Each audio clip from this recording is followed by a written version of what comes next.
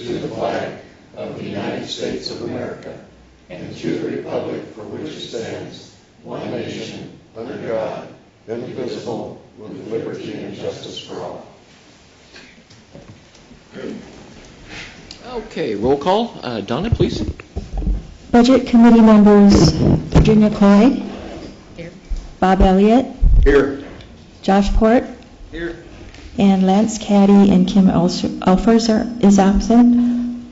Counselor Furlow. Here. Counselor Rieska. Here. Counselor Grizzle. Here. Counselor Stouter. Here. Counselor Steinhebel. Here. And Mayor Aziz. Here. Counselor Bolin is absent. Thank you very much. First up, we have nominations for the committee chair. I'll take nominations.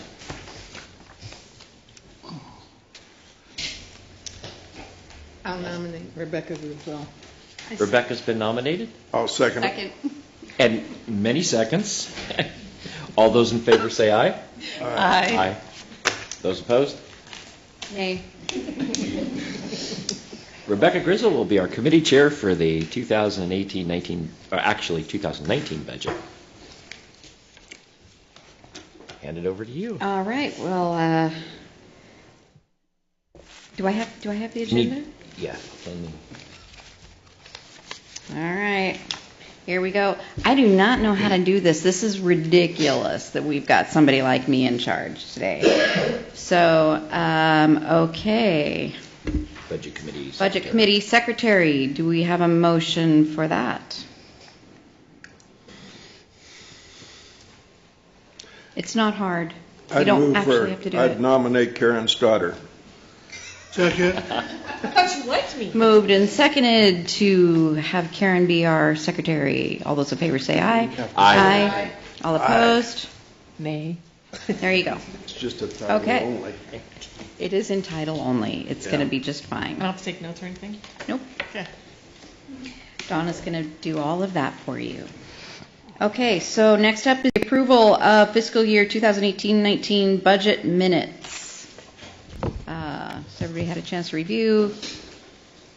There's I'd move for no corrections approval. or additions. I'd move for approval. Move for approval. Yeah, second it. Second. All those in favor say aye. Aye. All opposed? Motion carries. Number 5. Okay, I guess it's Gary. Presentation of the budget. Well, welcome everyone, citizen members of the Budget Committee, council members, members of the audience, and our city staff. The following is my overview of this year's budget. I came into the budget this year a little bit leery about the fact that we had a huge PERS obligation coming because of forces beyond our city's control at the state level. However, I feel good about this year's budget. In spite of that, we've been prudent in the past years, and we put ourselves in a good position. So I think you'll see that we've got a solid budget, and we're going to be able to actually do a few exciting improvements along the way as well. So let's get started. There are actually 2 budgets that need to be reviewed. Actually, depending on how you want to look at it, that second budget is urban renewal, and there are actually 4 different approvals you have to go through. So that's our task today, is to review and approve the budgets that are in front of you, which is the City of Lebanon budget for the coming fiscal year. I'll be providing the budget overview and then a general fund analysis.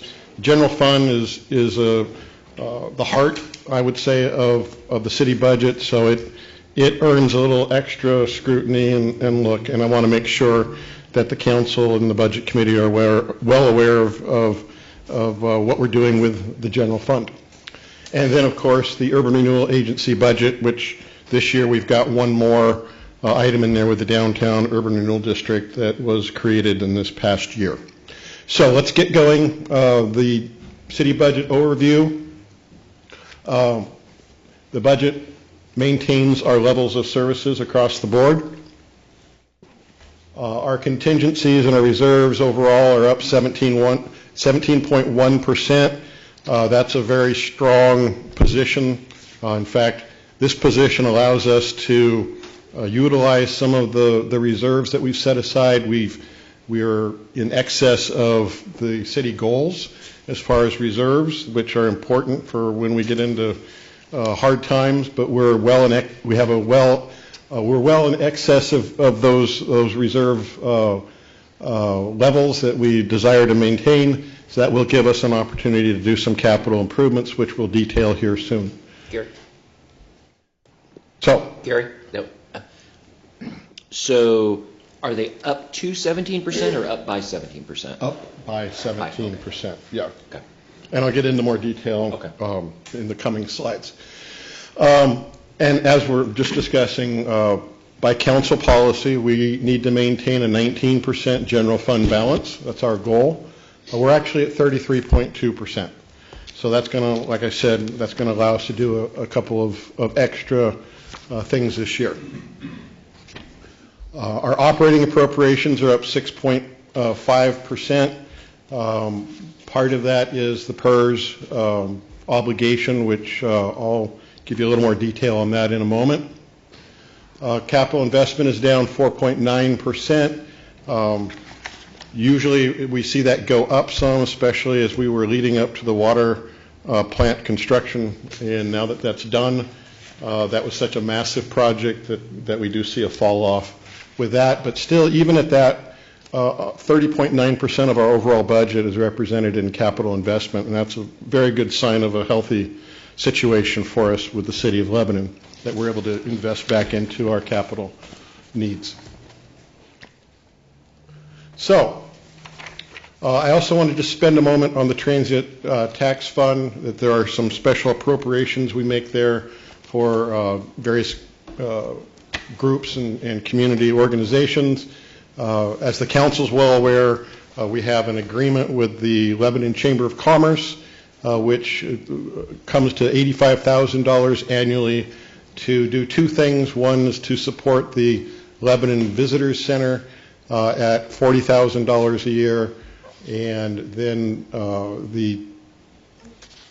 do I have that right? No, it's $35,000 a year for the Visitor Center and $50,000 for the tourism grant program that the Chamber operates or maintains for us. And then there's the request we received earlier, a month or two ago, $25,000 has been put into the budget for supporting the Lebanon Downtown Association Main Street Manager position. So overall net staffing is increased by 2.7 FTE, inclusive of one new Lynx bus dispatcher and a Lynx bus driver. These are funded by their own funding sources coming from the state and the feds. Also a half-time bus driver. And then the only change outside of the bus system is we're moving the community development director position from a 0.8 FTE to a full-time. So the proposed budget addresses 5 of our community strategic plan action items and 3 city council goals. And the items addressed, the Ralston Park Improvement Plan, as the council's aware, they received an update from our landscape architects and the committee that had been appointed to look at Ralston Park and some of the improvements that we could possibly engage in there. This budget that you're looking at makes a first installment of $165,000 to set aside for those improvements for the future. We don't anticipate that that's adequate to undertake a project in this coming year, but we wanted to start putting money aside. This is part of the money that I referenced because of our strong reserves. Explore the feasibility and utility of creating a Parks and Recreation District. This is besides paying my salary to sit on the board or the group that's looking at this, there's not a whole lot of expense there for the city, but it is something that's being addressed in this coming fiscal year. This is a group of representatives from various community organizations that have gotten together to look at and test the feasibility of whether a Parks and Rec district would make sense for us. I'd anticipate at some time in the coming fiscal year that staff would be back to council with a report about our findings. Maintain library and expand program offerings. This is a perpetual action item that comes up every year, and we're certainly on course for that. In fact, we are looking at the possibility of expanding the library facility to expand our ability to address children's programs. There's not specific funding in the budget to build that addition, but we are certainly looking at the planning effort and assessing that to understand what that project would cost, and that a lot of that will happen in this coming fiscal year. Come on. So another item is to install lighting and security cameras where crime is of concern. That's another perpetual goal of ours. Every year we keep our eye on that, and when something comes up that looks like a situation would be benefited by lighting or security cameras, we address that. Maintain police funding and staffing with community growth. In the last budget, we added a new position and I think a dispatcher. And then this year, more than mid-year in, the council approved the addition of a second police officer. We are recruiting for that position now. So the funding for that actually lands, the full funding for this new officer lands in this budget. I can't tell you we're adding a police officer because the council got the jump on us about 2 months ago. But that full funding is in this budget.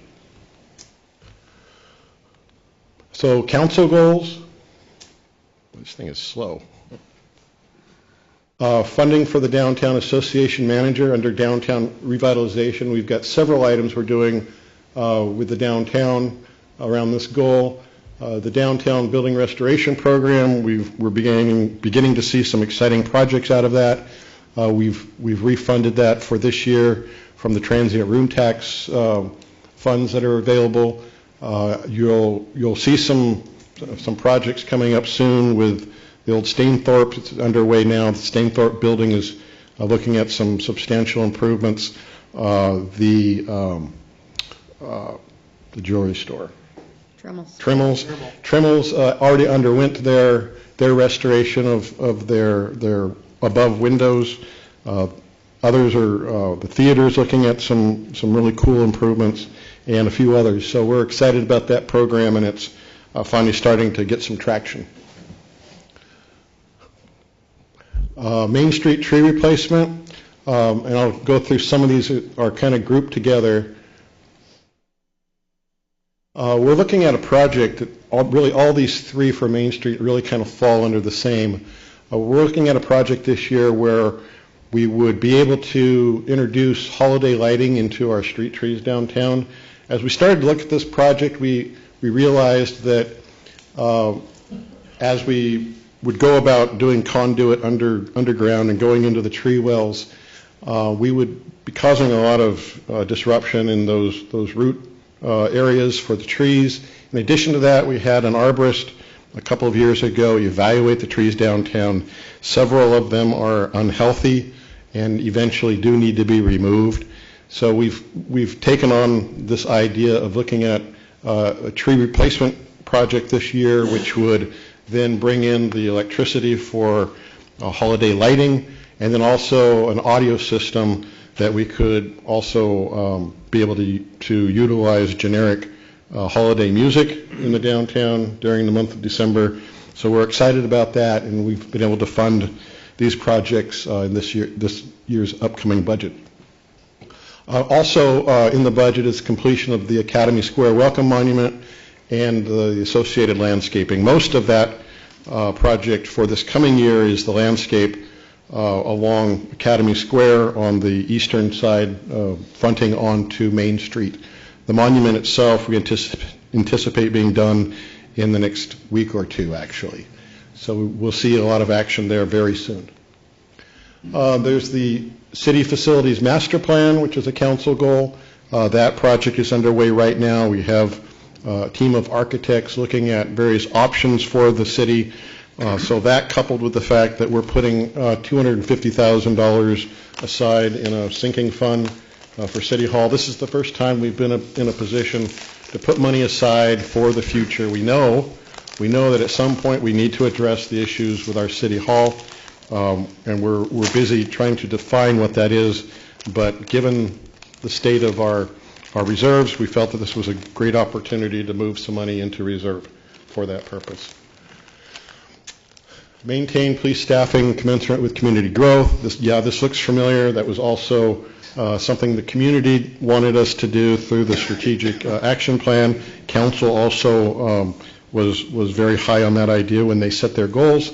And my report there is the same as I just told you. We're funding that second police officer position this fiscal year in this coming budget. So let's talk about the city budget overall.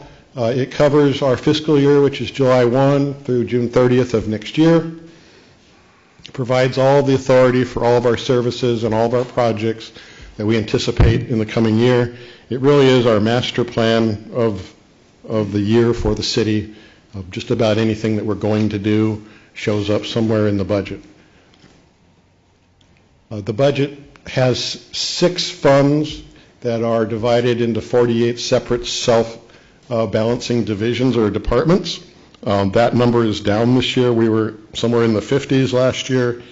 And when I started work here back over 5 years ago, we had like 80 or something like that. So we continue to try to consolidate and make our budget more efficient. I know that Matt and I share a goal for not this budget, but the next one coming for 2021 to make some very big strides on that front. But we have reduced somewhat the count for this current year. So the budget totals $59.4 million in appropriation authority. That's our spending authority, external authority to the outside world. It reflects an increase of $6.4 million as compared to our current budget. We'll get into some of that detail here in a minute. This is how it breaks out in those 6 funds, the general fund leading the way with $15.5 million, our debt service fund at $3.6, the enterprise fund, which is our utilities, water, wastewater, and drainage at $21.6 million, special revenue, which is an assortment of different funds that we utilize, $6.3 million, capital projects at $12.1, and then the trust and agency fund, which is one state law requires us to break out just to cover the bail for people who are going through our city court system. So for the visual among us, this is how that breaks out if you want to get a gauge of the relative size of various portions of the city budget. So our appropriated budget is up 6.3% over last year, the effective budget. What I mean by that is we appropriate money, but then there's some of the money in our budget that we count twice. It will come in as a revenue into a fund, and we need to transfer that to another fund for maybe an internal service or setting it aside for an equipment need. And so when we transfer that money, we in effect spend it out of the one fund, and then we receive it in again as a revenue back in, so we get it counted twice.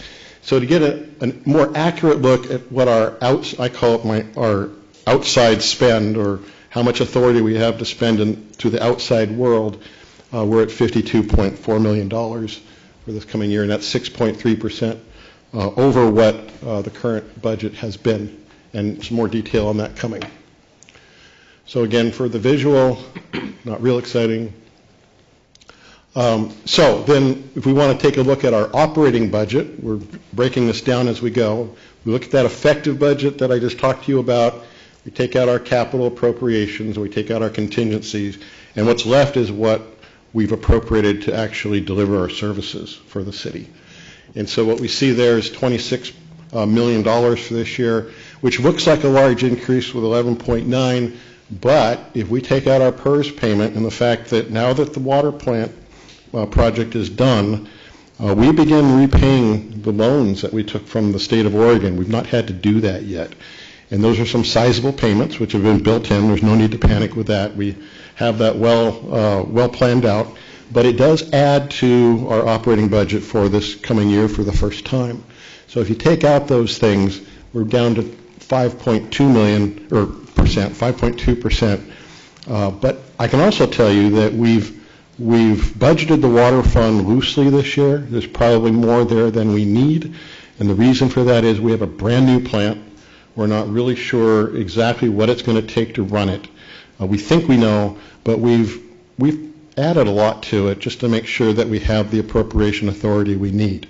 I would believe that by the time this coming fiscal year is over, that we're going to see that we spent a whole lot less in the water fund than we've provided for, and our 5.2 number would be significantly lower than what it is. And again, that's the graphic look at the full 11.9 with PERS, with water debt, and our extra in the water fund. So let's look at the general fund. The general fund provides our appropriation authority for 13 active departments. You can see those all listed up there. I won't read them all off, but generally items that are put into a general fund for a city are those that don't have adequate revenue sources in and of themselves to support the delivery of their service. What I mean by that is, like for the water and the wastewater, those are services that pay for themselves through user fees and those sorts of revenues. You know, when we look at community development or engineering or finance, those are things that are typically more tax supported, and so they end up in the general fund. So we have 13 of those, and so our total budget for this coming year, again, our external to the outside world appropriation is $12 million. Again, it provides for those 13 divisions. And as I've reported just a bit ago, the only change as far as personnel levels is we're moving our community development director from a 0.8 FTE to a full-time position. No other FTE in this general fund. And then we have a big transfer that leaves the general fund. This is some of those transfer dollars I referred to before for some various things with our information services, our PERS bond, which is history about how the state tried to fix a problem in the past with PERS, that we're all on the line to make payments every year, our equipment acquisition and replacement fund, and then our building maintenance fund, all totaling to $1.5 million in internal service transfers. So, appropriations have been made to the following community organizations within the general fund. There's $6,000 that goes to the Boys and Girls Club to support the club's Summer Kids program. There's just over $4,800 that goes to our Meals on Wheels program that's administered through the Council of Governments. And then there's $8,775 to the Lynn Shuttle service, which is an additional bus service that gives our residents the ability to travel out of the community to places like Albany and to Sweet Home and such.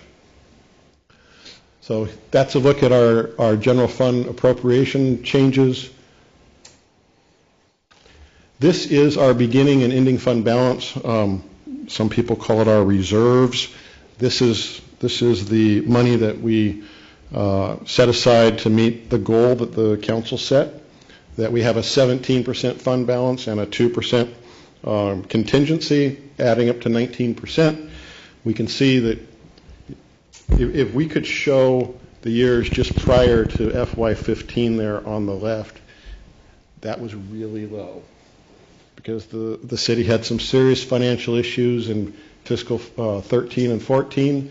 We made some big changes the month before I came on board, and then we continued to be very prudent and conservative with how we budgeted, and we've been a combination of not spending all of our appropriations and in some cases receiving revenues in excess of what we thought we would receive. We've been building this balance. In fiscal 18 and 19, we spent some of that down, but we're looking at the end of fiscal 19 being much stronger than we had anticipated it would be. And that's where you get that, in fact, I can turn around here. that's where you get here. We're going to start next year, we think, at 33.2%, and then we put the money aside for City Hall, put the money aside for Ralston Park, and a few other things. We end up at 19%, we think. But I'm willing to bet that when we come back next year, we'll actually be higher than 19% again. We'll see how that goes. But as far as the straightforward numbers, that's how we've budgeted. So we maintain what the council policy is, but then start putting some money aside into some other uses that will benefit the community. And then the years forward, again, that would be in a situation where every budget from now on, we spend every dollar we've appropriated, and we don't collect any more money than we think. History shows us that that's not really the way it goes, but we show it here flattening out in the out years. So let's go on to the Urban Renewal Agency budget, which technically are 4 budgets. And it covers the same fiscal year from July 1 of this year to June 30 of next year. It contains all of the authority for all the projects and all the activities we'll undertake in urban renewal, which we don't have a whole lot this year coming up. We don't have major projects, but we are budgeting the resources that we have as immediate opportunities may come along. But we have 4 self-balancing districts, and they all total up to $5.8 million. That reflects a net decrease over last year.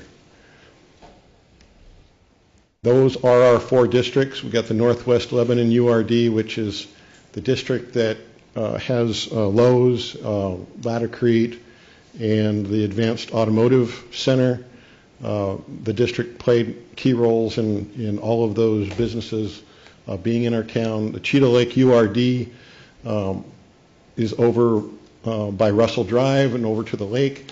It has recently played a major role in improvements on Russell Drive and also the construction of our new community garden at Porter Park, and it also contributed to the construction of the new water plant, which is located over on River Drive.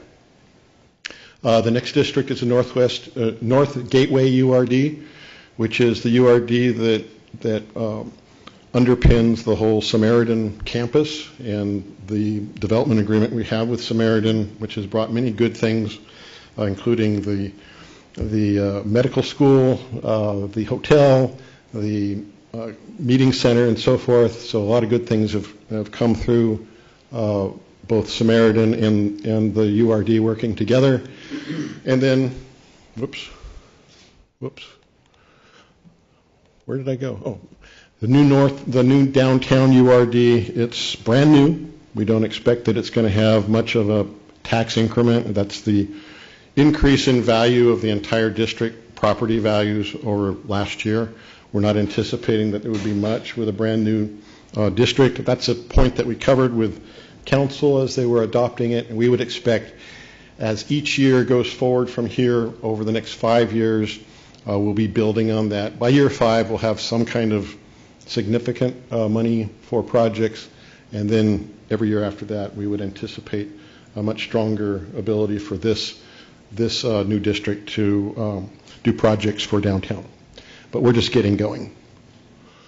So, and that's how they visually compare with the Northwest Lebanon URD, really taking the lion's share of our URD financial strength.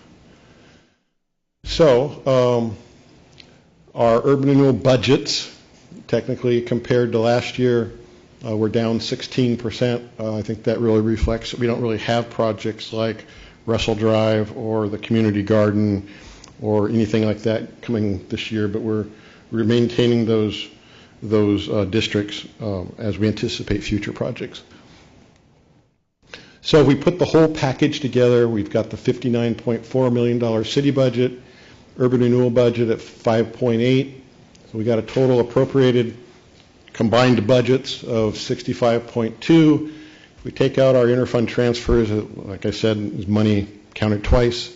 The real effective overall budgets in this package that you have to look at today is just a little over $56 million.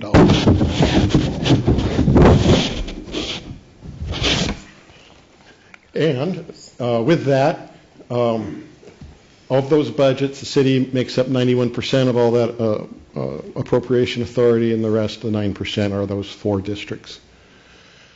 So, special thanks. This budget doesn't happen by itself, clearly, and it's possible because a lot of folks on staff put in a lot of extra time and effort to put this document together in a very short period of time, actually. But Matt, big thanks to Matt. He kind of carries the load for the staff team putting this thing all together. But he's not alone. He's got his finance department staff that gives him some great help. All of our department directors are responsible for their areas of the budget and to work with Matt and myself as we put that all together. It's a huge undertaking, but we work well together, I'm glad to say, and it's not as painful as it could be. And then my assistant, Lee, be lost without her, especially through budget season. And so just I wanted to take time to thank my staff team for all that they've done, because it's an awesome thing they do every year. You know, they put together what really amounts to a book, a pretty large book every year. So, and I'm really proud of what it came out to be. So that is my report, and as we get into the individual reports from department directors, the committee will have a chance to ask questions on individual items and different funds. But are there any immediate questions relevant to my presentation? Very thorough. Okay. Thank you, Gary. Okay, so next up we have public comments. If there's anybody from the public here that would like to comment on the budget, please come on up. Welcome. Thank you. I'm Yvette Meyer with the Lebanon Downtown Association president, and this is Cassie Cruz, our current downtown manager. We came to the meeting today just to, basically, I've never been to a budget committee. Numbers, pretty exciting. Really, I don't mean that sarcastically. As I was sitting here, I was just jotting my notes down, so I'm just going to read directly from what I wrote down before the meeting started. As you know, we've presented to City Council in the past seeking a partnership with the city in regarding to funding of our downtown manager position. Today's news that the $25,000 could possibly be allocated to that position strengthens my belief that we will be moving forward in creating a vibrant downtown. Our merchants and community will be excited to have a business in and shop. Without your support, I have no doubt that we would, struggle and drastically have to cut back on our involvement in the downtown revitalization. And we know that the city is, strong on that concept of revitalizing our downtown, especially with all the projects that we've seen come up. So I just wanted to thank you. All right, thank you. Thank you. Cassie, I don't know if you want to say anything. I just want to say thank you. Before I came and lived in Lebanon, I was living in Scio. I had driven through one time. I spoke to the city council, and I remember looking at Lebanon and thinking, goodness, this is a great town. I love the bones, great structures. It can offer so much. And now that I'm a part of that, from back in 2012, 13, when I said that, to being here in 19 and seeing that come to fruition has been a lot of fun. So, and I'm just thankful if you guys approve that we can do that with our downtown as well and strengthen that. So just thank you. I appreciate it. All right. Thank you, girls. Thank you. Ladies. All right. Is there anybody else from the public who would like to make comments at this time? All right. Seeing none, we will move on to presentations from department budgets. And first up is administration and city attorney from Gary Marks. So we turn to, let me get the page here for you.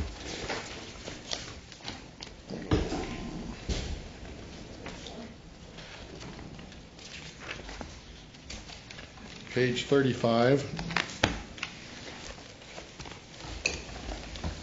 See, the budget for administration is $79,855, It's up some over the past year. I can tell you that most of that increase, $15,000, is for some new additional Christmas decorations for downtown. It's all part of that effort to bring more of a festive atmosphere to our downtown. So kind of a strange place for it to show up in the budget, but it's kind of a project that I've taken on in my office. So that $15,000 shows up here, and it accounts for most of the increase you see over the past year. If there are any other questions about administration, I'll be happy to answer those. If not, we'll be going on to legal services. Any questions? Second. Nope.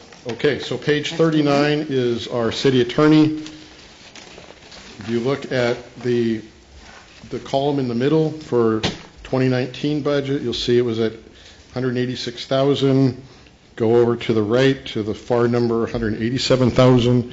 That just is maintaining the contract for services that we have with our law firm. There are no changes to that or how we're budgeting. We just anticipate $1,000 more to reflect the increase in operating costs. That's outrageous. I'm just kidding. So if there are any questions about the city attorney's portion of the general fund, I'll be happy to respond to those. So this is all by contract. So if and when the city council should say there's something we'd like you to look into, do they charge extra for that on an hourly basis, or is that all rolled into the contract? We have a retainer that a lot of our work goes off retainer. There are a few things in the agreement that are in addition, depending on if they come up or not. Okay. But it's worked well for us, and we've maintained our expenses at a reasonable level, I think, and we get good service. So I feel good about where we are with all of that. Okay. I had the opportunity, I think it was last week or the week before, to go meet with Trey and then go to the court and see kind of what they do. And coming from an agency that's larger with Corvallis and all that, I was truly amazed on everything that he does. So I think this is... Yeah, they do a fantastic job for us, for sure. This is not only supporting the city council and the city staff, but this is also our city court system and the prosecution of those who come before the court. Just a quick question on the outside attorney's fees, the proposed $30,000 as opposed to the $15,000. Is that due to that pending litigation, possibly? I have the same question. It could be. It depends. That money is there for situations where our law firm would have a conflict of interest. Maybe they already have a relationship with the other party, something like that, and they have to recuse themselves out. Then we have to seek outside counsel for those situations. But what you're referring to could come into play. Yeah. Okay. In addition to that, the public defenders for the municipal court are also paid from the outside attorney fees. Yeah, that's true. Oh, okay. Yeah. Good. Yes, that's right. Thank you. Okay, any other questions? Okay, seeing none, we'll move on to Legislative City Clerk's Office, presented by Me. Matt. Okay, thank you. I'm Linda today as well. So I just wanted to quickly go through the budget. There's not a whole lot of changes in here. Page number? Page number is 52. One of the major changes that we have in materials and services is computer expenses. We've budgeted this next year to provide iPads to council. In addition to that, there's some additional office equipment expense. But other than that, everything is pretty much the same with some incremental increases from the prior year. Question on the iPads, does that also include software, or just is it kind of a generic lump amount, or is it specifically for hardware? I'm pretty sure it was a hardware, but I'm sure we'll have some software on it for the purposes that you guys need. Right. I just want to make sure, because there would need to be a package to drive the whole I thing. think Brent can address that when he presents his part of the budget. Okay. Okay. Very good. Any other questions? Okay, if not, moving on to Human Resources, presented by Lori O'Mara. Did I say that right, Lori? You did. Okay. Yes. All right. So this HR budgets I have on page 37. Page number 37. 37. Unless it's changed, that's what I had. It's 37. So there really isn't much change with the HR budget from last year. I will say that there is an overall decrease of $4,750. And that decrease is, in looking back years prior on what we've spent under contract services, we've budgeted very high in that area. And so we've decreased there $1,700. Part of that is because we are only doing pre-employment physicals on safety-sensitive positions. Historically, the city's done physicals on every single new hire, and really we only need to do that for safety sensitive. So there's a decrease there. There is a decrease in operating expense of $4,900, and this is because we were costing the gift cards and employee recognition to human resources. However, in working with Matt in finance, the gift cards are now costed to the department because they have to be reported on their paycheck, and then that is income on their W-2. So there's a little change in how that's functioning. And then we did increase $2,700 just in training. I would love to see some focus bringing in training for staff going into this next fiscal year, bringing in speakers and kind of putting a focus on development for our staff. So, like I said, really not huge changes, but just an overall decrease of $4,750.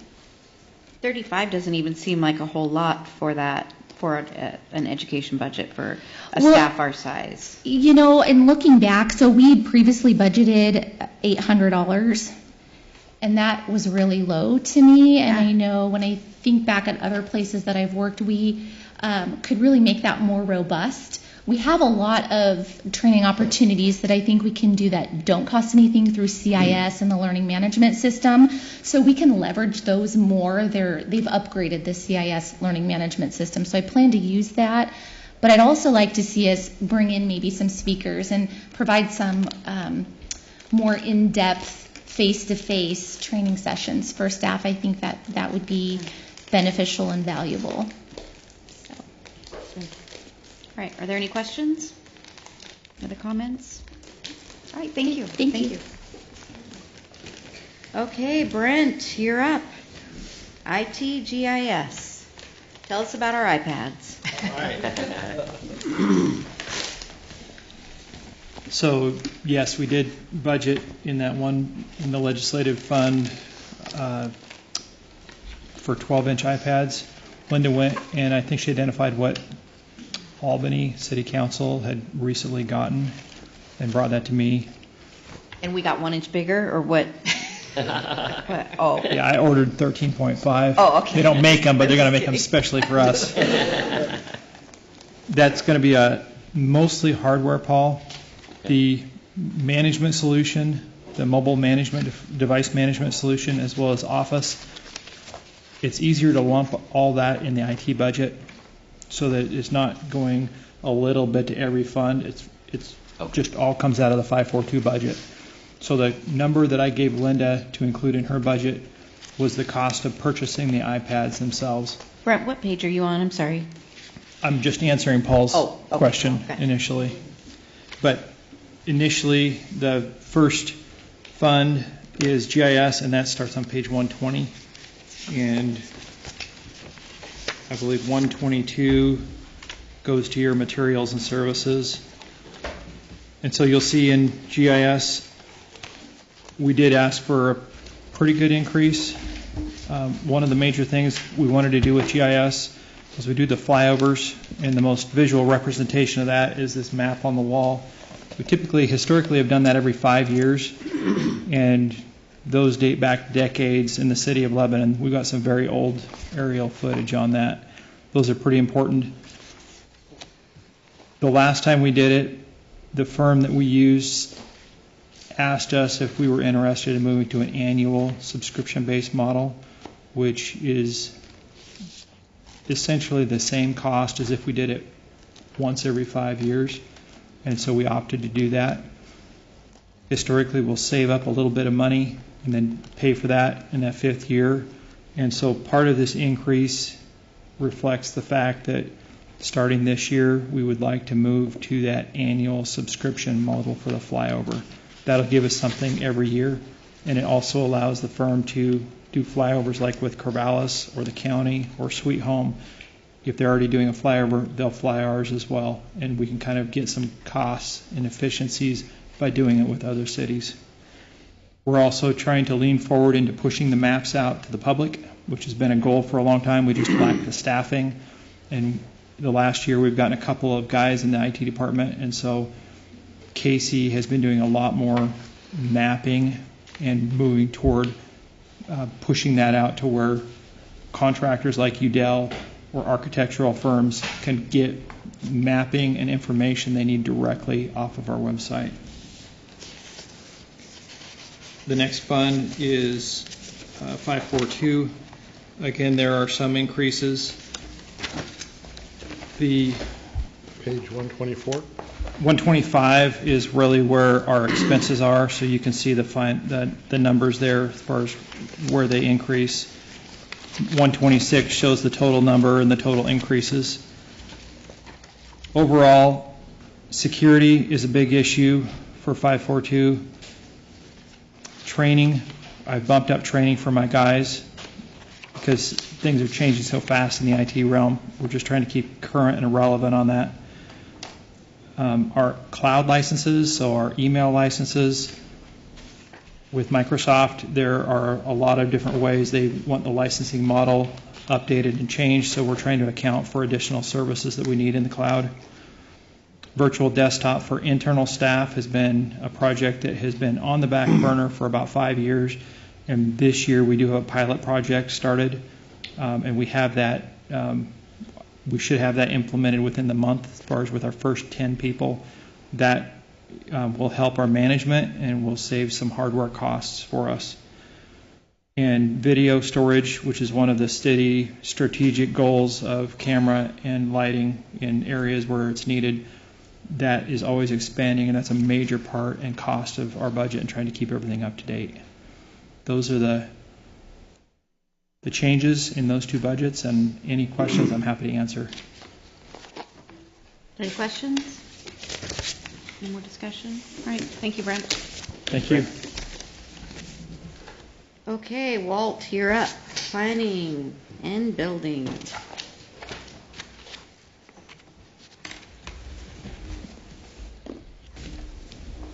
Thank you. Good afternoon. Planning will be on page, I want to say page 40. Basically, understand that the Community Development Department is divided into two basic services. One is planning, which is 126 on the general fund.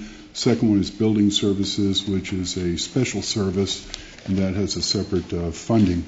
Our department obviously is involved in planning and building, but also staff works very closely with maintenance and engineering services with regard to providing staffing support.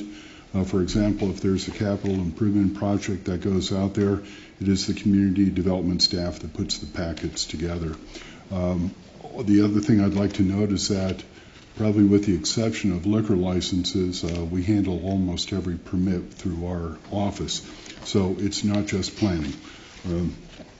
I did make an error on page 40 on the bottom. I put 3.8 FTE instead of 4. I think that was subconsciously. I'm thinking they'll never find someone to replace me, so I figure I'm here for one more year. But it is 4.0, as Gary pointed out. There has been a significant change, obviously, in personnel services. We have our new economic development catalyst on board, and now this is going to be the first year that she will have a full-time salary, if you will. There will be the new community development director working 1.0 FTE. As a result, materials and services have gone up a bit, I think, to cover that. Surprisingly, we've had to pay a lot more for advertising, and that was a significant jump. Also recognizing that we have a new person on board and someone else coming on board, I've also bumped up training and education. I think 2 of the 3 candidates are from out of state, so there's going to be a little learning curve here, and at least put that in the budget. And with that, I'll be happy to answer any questions you might have. What's the advertising? Is that for like public hearings and things like Correct. that? Okay. Correct. All right, any other questions for Walt? Okay, thank you, Walt. Okay, next one is 527, that's on page 112. This is a very interesting service. We obviously do building services here in the community. We do everything but electrical. That is handled by Lynn County. That's the only thing that is not under our jurisdiction. Since I want to say about 2011, we've been using a contract service for this purpose, because our weekly demand is maybe 15 to 25 hours. It fluctuates, and we can't justify a full-time building official. So far, it's worked out real well. I mean, we don't have exactly 45-hour-a-week service, if you will, but the inspections are done in a very reasonable time. We get building permits turned around I'm amazed how quickly we do that, and I've had nothing but positive comments from the developers on how quickly we move things. It's interesting that in this particular case, we actually have a slight reduction, a slight increase with regard to our contract this year, because we are anticipating some bigger projects coming on board. In fact, we even may have them this fiscal year, so Matt may be coming back to you next month with some changes.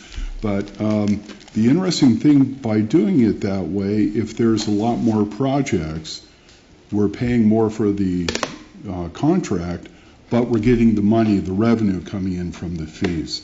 So it's no out-of-pocket expense for the city. But again, I think this reflects what we're currently working on. Also, again, staff training, et cetera. And things are pretty much equal with regard to materials and services.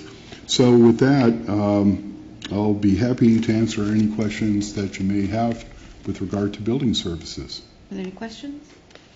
I would say we're known for quick turnaround time, and I think Lebanon is I don't know if all of Oregon, but I know in this area, and so your staff is to be commended. And if we've got new staff coming on, I'm glad to hear that that you've got training in mind to make sure that doesn't change.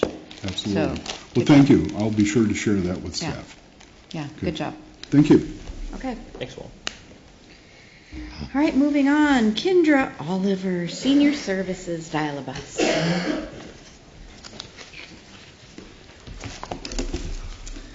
Good afternoon. I'm going to go ahead and cover the Senior Center to start off with, and that is on page 64. We don't have too many significant changes in the fund, a slight increase for department operating expenses, training, and office supplies. This year we anticipate having over 40,000 seniors come in for classes, activities, events, and workshops. Just to name a couple of new classes that we have, one is called Mind Matters. We have a Lynn County behavioral health specialist that comes in and covers topics monthly. Some of those include brain health, sleep hygiene, self-empowered aging. It's been a really great service that they're providing, and if at the end that specialist finds that somebody needs some additional resources, she's there to provide some one-on-one service and help direct them to the appropriate agencies they might need to seek. Another activity that we've added is Bingo Size. This has been a really great program. It's been a great partnership with medical students at Comp Northwest. We've had 4 or so come in each year to volunteer, and it's really great to see them engage with our senior population. Nothing but positive comments about that. We really appreciate their partnership. And Bingo Size is the fun of bingo while adding some exercise to it, so can't go wrong there. I need that. Yeah, no doubt. I think I could use that. Come on down.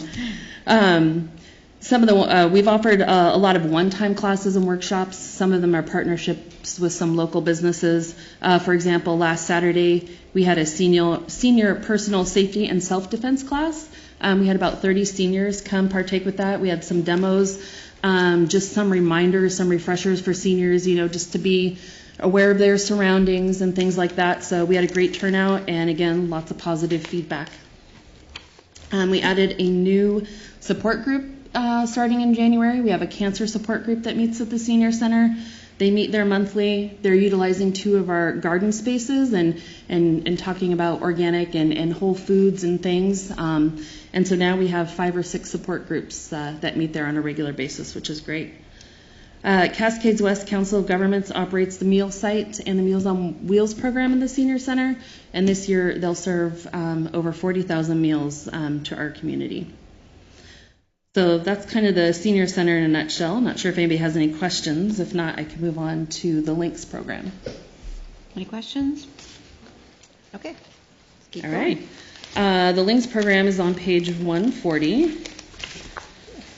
This fiscal year, we'll end up providing pretty close to 23,000 rides, which is a 4.5% increase over last fiscal year. In this fund, as Gary noted, you will find some pretty significant changes. Gary has mentioned, I've mentioned, and it's been in the department manager reports, that new employee tax that we've been planning on. The Department of Revenue started collecting that employee tax. It's 0.1% of anybody who works in the state of Oregon pays that tax. And the revenue is dedicated to new and enhanced transportation services in the state of Oregon. So with that, we'll be adding some new service starting next fiscal year, which we're really excited about. We've been at capacity. We know that there's demand out there, and now we're going to be able to provide some additional service. Some of those include longer hours for both the loop bus and the demand response system. Currently, we stop at 4 o'clock. We're planning to run at least until 6 o'clock, which will help in a lot of ways. We get a lot of people to doctor appointments, dialysis, and they have to be done by 3:30, or we're not able to get them back home. And a lot of other places as well, banking, social services, things of that nature. We're also looking at providing service outside the city limits of Lebanon. The boundaries haven't been determined yet. It's really kind of hard to apply. We're going to go out 1.5 miles, and what does this really include? I'm going to hang on just a second.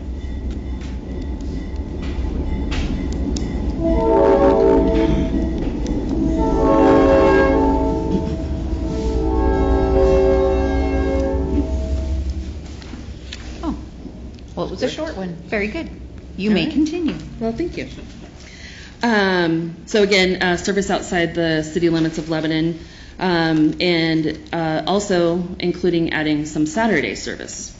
We did recently go through a transit development plan process, which included a public input process, and all 3 of these additional transit services are ones that rose to the top as far as what the public would like to see and what our group of people that had come together for that 1.5 years going through that transit development plan process identified as the most significant ones that would benefit the community. So that's what we're looking at doing. It'll be sometime after July. Other transportation providers in Lane County include the Lynn Shuttle and Sweet Home Dial Bus service, and then as well as Albany service. So we're meeting and trying to determine when we're going to add these pieces of service. It really makes sense if we're going to add Saturday service that we do it at the same time as the Lynn Shuttle and Sweet Home and so on. So we hope to have those plans finalized within the next 3 or 4 weeks, and I'll certainly share that with Gary and share it with the council as well. Gary noted earlier that with this additional service, we're obviously going to be hiring some new people. So we will be hiring an additional 1.5 FTE for driver positions, as well as an additional dispatcher service to help have coverage through those extended hours. I don't think I mentioned the amount, which is probably pretty important. It should be bringing in $312,000. Wow. So, and actually, I will note that that's probably a net increase of about $200,000 because we had another grant that is ending as of June 30th for the loop system, and this new money will take place of that and continue that service as well. And that's in perpetuity, or does that have a sunset? Nope, it does not. So this is the tax that went to voters. They voted it in, and unless they do something drastic to get rid of it, it's here to stay. Okay, that's awesome. Yeah. Does anybody have any questions about the Links Fund? If not, I just have one other fund to cover, and that's pretty quick. Senior Center Trust Fund is on page 162. This fund was established to receive and expend donated funds for designated purposes, for supplies, activities, classes, and so forth. And there are no significant changes to this fund. We use this fund to help pay for supplies for our SOGO group, which is our Seniors on the Go group. They're our active group, and some other groups at the Senior Center if we need a new croquet set, something along those lines. So that's where we usually expend out of that fund. And where does revenue come from for that? Do people just donate? Donations, we also have the Friends of the Library bookstore. So anyone can come in during our hours of operation and purchase books that the Friends of the Library volunteers shelve. They're donated books. And we split those funds with the Senior Center and the Friends of the Library. Donations for coffee, that sort of thing. Okay, all right. Any other questions? Great, thank you, Kendra. Thank you. Okay, so we go from Kendra to Kendra. Library and Library Trusts. Yes. Welcome. Hello, everyone. I believe you'll find the library on page 54. Actually, the budget part is on page 55, but on page 54, you'll notice that the FTEs are listed at 6.572, and that number is correct. It is not correct on page 55 on the budget. We did add a on-call staff member this current fiscal year. We were going without an on-call for a while, and it's difficult without that because most of my staff is part-time and they're limited to 100 hours per month. So if I have someone sick or on vacation or whatever, it's often difficult for them to fill in and cover other shifts because they're maxed out for the month. So we found enough money in the budget to add an on-call. She's limited to 50 hours a month, but it's been extremely helpful, especially because I have a staff member on maternity leave right now. So we've been juggling a lot of schedules, but we've made it work. So in the budget, you'll see a slight increase in personnel costs. A slight decrease in materials and services. We are maintaining our hours of service to the public. This coming fiscal year will stay at 46 hours a week. We're not quite where we were prior to the cuts. We were at 50 hours, but because we do the resource sharing now with the Lynn Library Consortium, our patrons can go to Albany, Sweet Home, Scioto, Harrisburg, Lint Benton, in hours that maybe we aren't open, those other libraries are, and they can use our library card at those libraries. So we've really increased their access to materials. We will, with this coming year, maintain our programming. We've definitely expanded our programming that we offer for adults and families, partly based on the 2040 vision, also partly based on our own in-house survey that we did in October. We ran a month-long patrons survey. We got a lot of responses saying that they really liked the programming that was going on, be it educational or just entertainment. So I've increased that budget slightly this year, but I just juggled some money. We're not spending as much on reference materials, print reference. By the time it's published, it's no longer relevant in today's instant access information that you can get online. So most of our reference is now digital, and it's slightly cheaper. So we're spending less on print reference, so I put that money towards more programming. I'll just mention in that same survey that we did in October, we got a 93% excellent rating for customer service, which we were very proud of. Good job. Yeah, so we'll maintain that as well. That's very important to us. Are there any questions about this particular budget? Kendra, do you get frequent requests for expanded hours? Not so much anymore. The day that we were having a lot of issues was Saturdays. For a while we were at 10 to 2, and I kept hearing from the staff how the last hour of the day was very busy. So we just ran some reports. So when the most activity was happening, and we shifted the Saturday hours from 12 to 5. We added a little time, and that seems to have helped a lot. And I was wondering if the weekend hours were... Yeah, it did help. And if you think about it, before the cuts, we were at 10 to 5 on Saturday. Now we're 12 to 5. That 2-hour period was not our busiest period. And the goal is obviously to get back to where we were. It won't happen this coming year, but maybe the next. Sure. So we'll be back to full day Saturdays. Thank you. Yeah. I know a lot of people who use the library who are very happy with our library, so. Good. I'm one of them. Yes, you are. How are the computers going with the customers out there using them? I know sometimes there's some difficulty, but There are. For the most part, they're fine. If you just are coming in to check your email, you're going to, or Facebook, you can get what you need done very easily. Because they're Linux, not Windows, if you come in with a flash drive and you want to pull up your resume that you've saved in Word, there can be some difficulties. There's also some difficulties with printing. The staff, there are certain things that the staff has to intervene and help a lot with. Some we just can't. But by and large, it works really well. Are people I'm sorry. I was just going to say, for the most part, I see our logins for the patron computers decreasing every month, and our Wi-Fi stats really going up. So bringing in their own device. Yeah, a lot of people. I can walk through the library sometimes and just see a dozen or more people throughout the library on their laptops. We've got the smart tables where they can plug in. We have blazing fast Wi-Fi. So the Wi-Fi gets a lot of use. I don't know why Brent can't give you somebody to be there to help out the customers. He almost has. His staff is so helpful. I can pretty much call Nico or Andy or Casey, and they'll just remote in and do their magic. And all right. They're super helpful. Off the hook. Yeah. He's off the hook. Yeah. Okay. Very good. Is there any other questions for Kendra?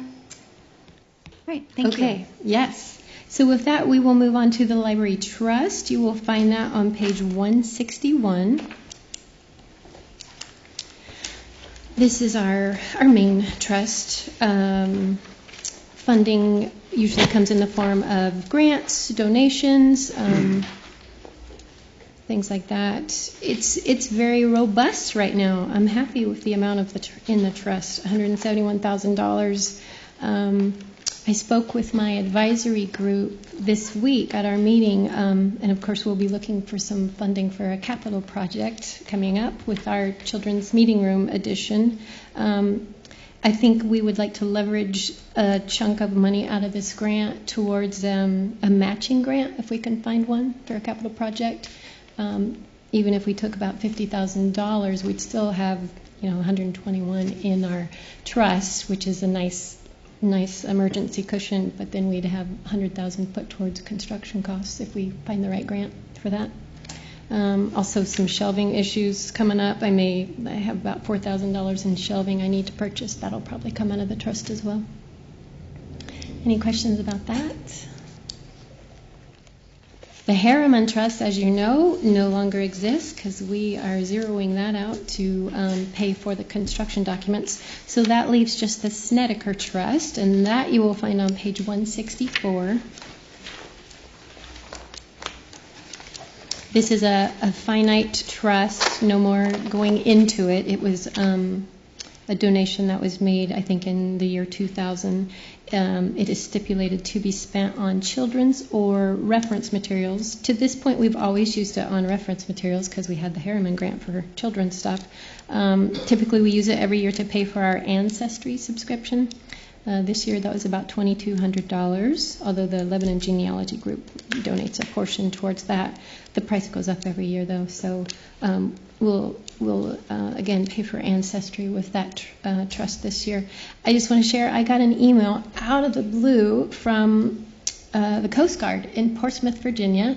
about a month ago, asking for information on Lebanon resident Warren Gill. Some of you longtime residents probably knew Warren Gill. So he was a war hero in World War II, and his personnel file was lost. And the Coast Guard want to recognize him. In fact, I think they want to name a ship after him. But they had lost his file. They didn't know anything about his service, really. They didn't know the particulars or his descendants. So our Lebanon genealogy volunteers went to work, and they found all kinds of stuff, including Mr. Gill's daughter. So we put them in touch with the Coast Guard, and they are just so excited. I don't know what all they're going to do. But anyway, so that's part of how that Ancestry subscription is a good thing. Cool. Yeah. That's great. Yeah. Any questions about that? Okay. All right. Thanks. Thank you. Okay. Oh, no. Next up, Frank, Police Services. Bum, bum, bum. Just the facts, ma'am.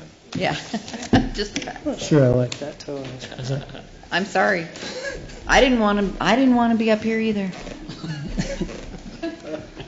So mean, you know? Just because I gave you, or I'm going to give you a ticket, doesn't mean that.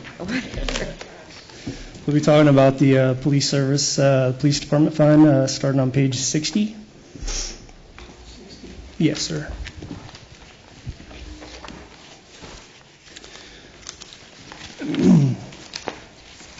Really, no real major changes that you guys will see on this. We do have a slight increase, about 8% in materials and services. A large portion of that is going to upgrading some inadequate and old equipment that we have in our 10-year-old building. You never thought I would say that. But 10 years of data. That's crazy. Isn't it? It's been 10 years, over 10 years.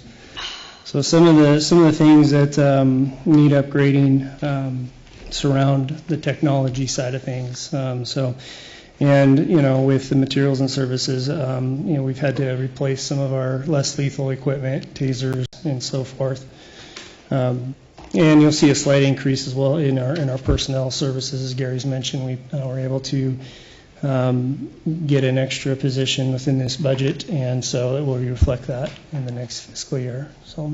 Is it going to fix those clocks in the incident room? You know what? How many times I have tried to fix those clocks, and I can't figure them out. Like literally from the day we got them, I don't remember them working. No, I think it's like a count. One's a count up, and the other one's a count down, and sometimes like they both. Apocalyptic clocks. I think so. Is that so. what that is? Yeah. Okay. Yeah. I to be honest, I don't know. So no real major issues. We are upgrading our computer-aided dispatch and records management system. That's again been a 10-year waiting process. I've tried to hold off as long as I could, and we finally needed to pull the trigger on that and get upgraded that. So, any questions on that line item or that budget? I do have a question. Looking at the budget,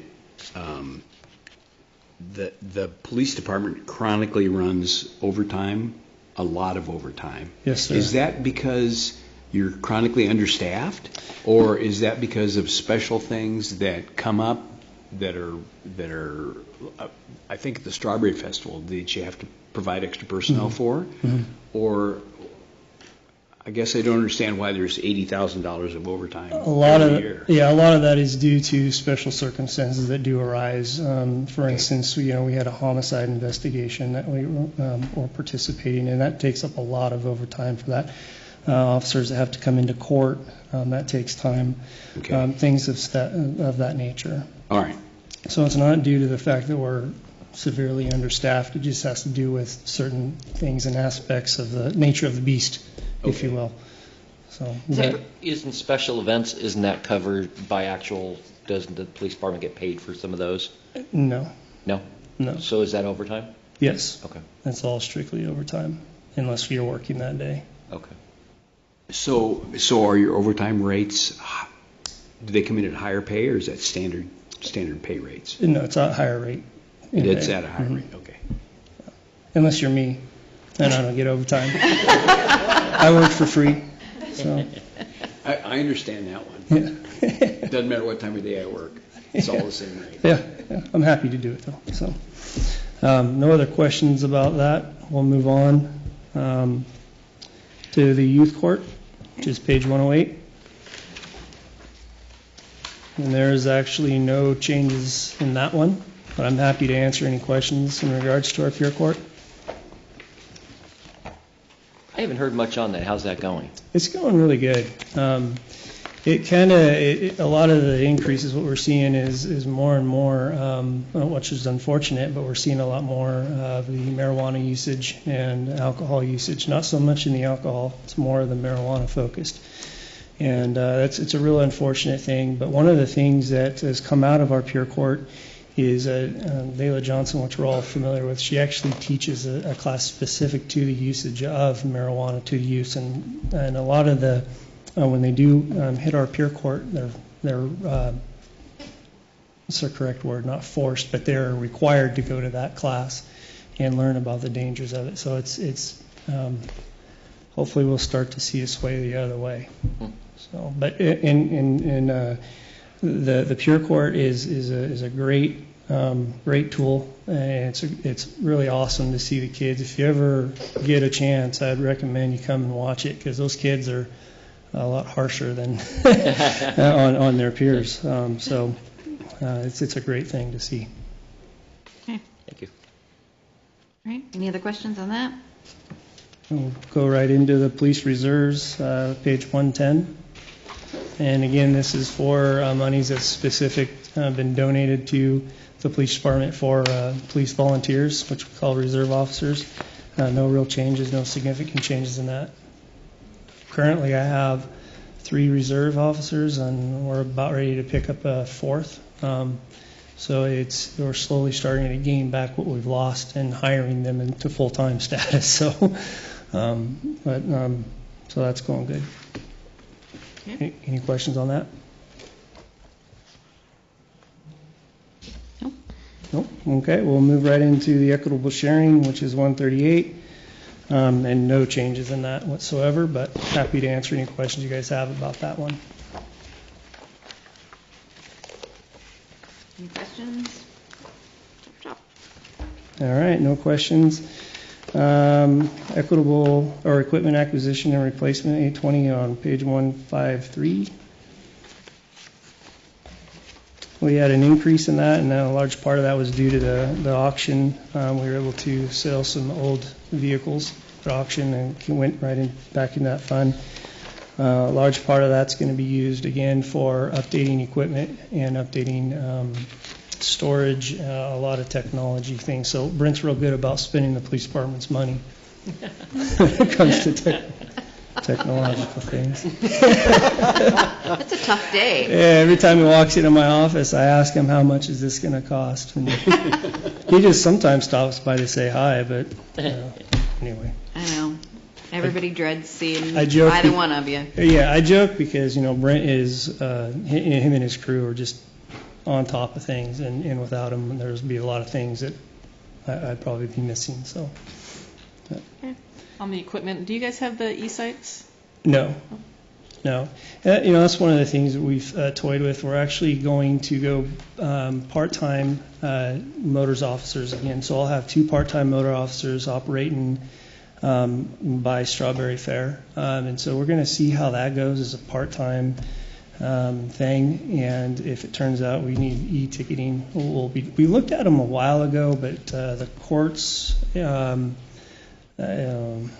what they have as far as what we have doesn't communicate real well, and it would have cost a huge amount of money to have that upgraded, and that was just something that we didn't see as reasonable. So, okay. I think no questions on that one. Chief, I have a question. What kind of new technology are you seeing for your cars and or the officers themselves? A lot of it is, radios, computers, computer software, cameras is a huge thing. Storage is even a huger thing. We have cameras, as you are well aware, we have cameras all throughout our building, but the major ones are in our jail, and we have to keep those ones upgraded as often as possible, and they're always upgrading. So, but comes with cameras comes storage, and that's a huge line item, if you will. Thank you. And jail door operations is another one. Just running the jail doors, running the toilets for the jails is also going to be another one.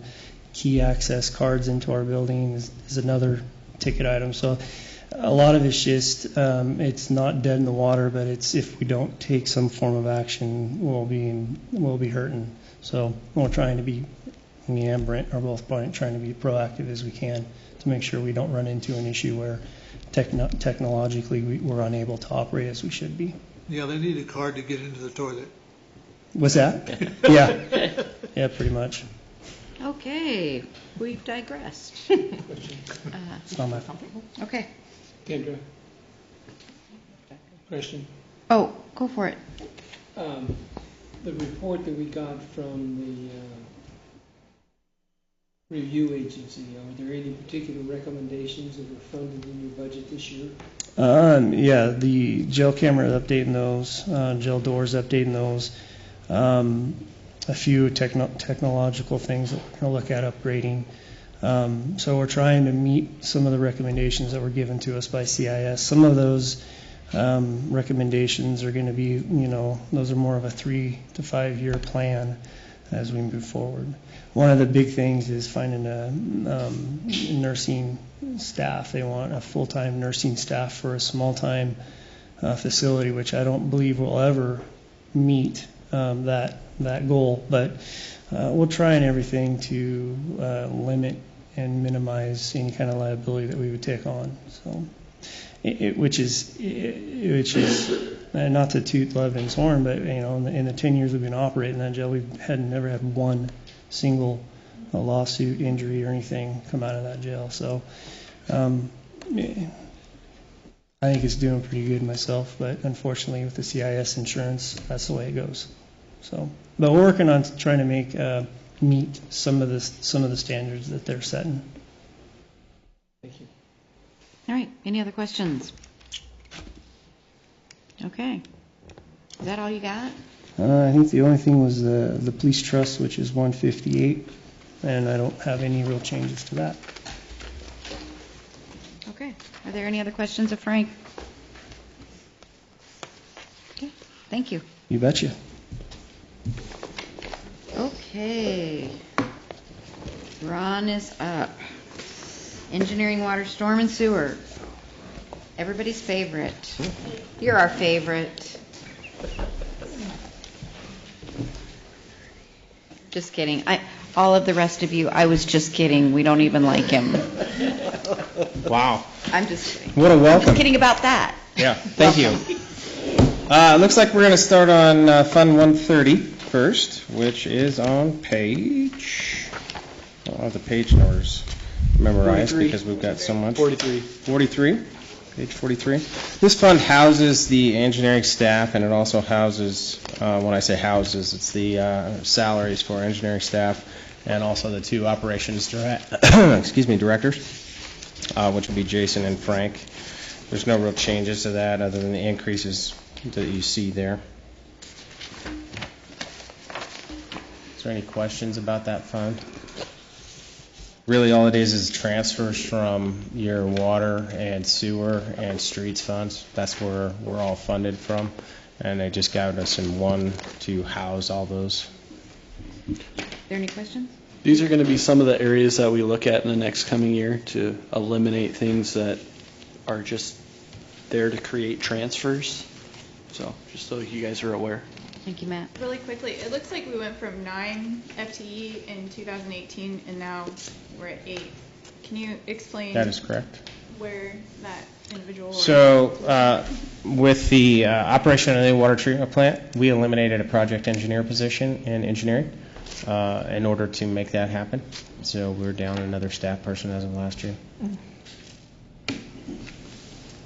Thank you. Okay. Okay. Any other questions? Okay. Keep going. So next is Fund 430, which is the water fund, and that is on page 85. Big changes in the water fund this year. We're not spending millions and millions of dollars. The water treatment plant is up and running, doing pretty well. We're going through that 1-year period where you're working out all the kinks and the bugs, and people are learning how to operate it. But so far, we've done pretty well with it.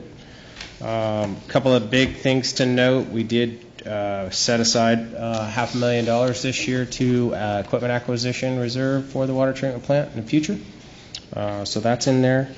And is that what Gary was talking about earlier, or is there something specific equipment acquisition for the new water treatment plant? No, this is in reserve for future use. If and our membranes are supposed to last 10 years, so we'll continue to add to that so that it's not a big capital hit when we actually have to replace them. We're planning ahead. Yeah, a little bit. That's crazy. I know. Okay. As best as we can with the funds that we have. So, okay. Thank you. Capital for next year. Is there any, go ahead. Oh, sorry. Where are we at with the Jacobs contract? It terminates the water section as of June 30. June 30. Yep. So, moving on. So 433, which is a part of the water fund, is the operations of the treatment plant. As Gary alluded to earlier, we've, I don't want to call it padded it, but we've been ultra conservative when we've looked at that, mostly because we don't have any history on the new plant. What page are you on? It's tied with the water fund. You just have to 88. Yeah. Oh, there we go. Yeah, it's the same portion of the fund. It just continues through. So you can see the changes there. A couple of things in my detail sheets. We've got a $75,000 payment, our last one, to the City of Albany. This is it, and we're done. So that'll come off next year. So there's one reduction. We believe that our electrical and chemical costs are very conservative, but without not knowing how things are going to shake out, we overestimated that, I'm sure. And you can see the equipment acquisition, the reserve in there as well.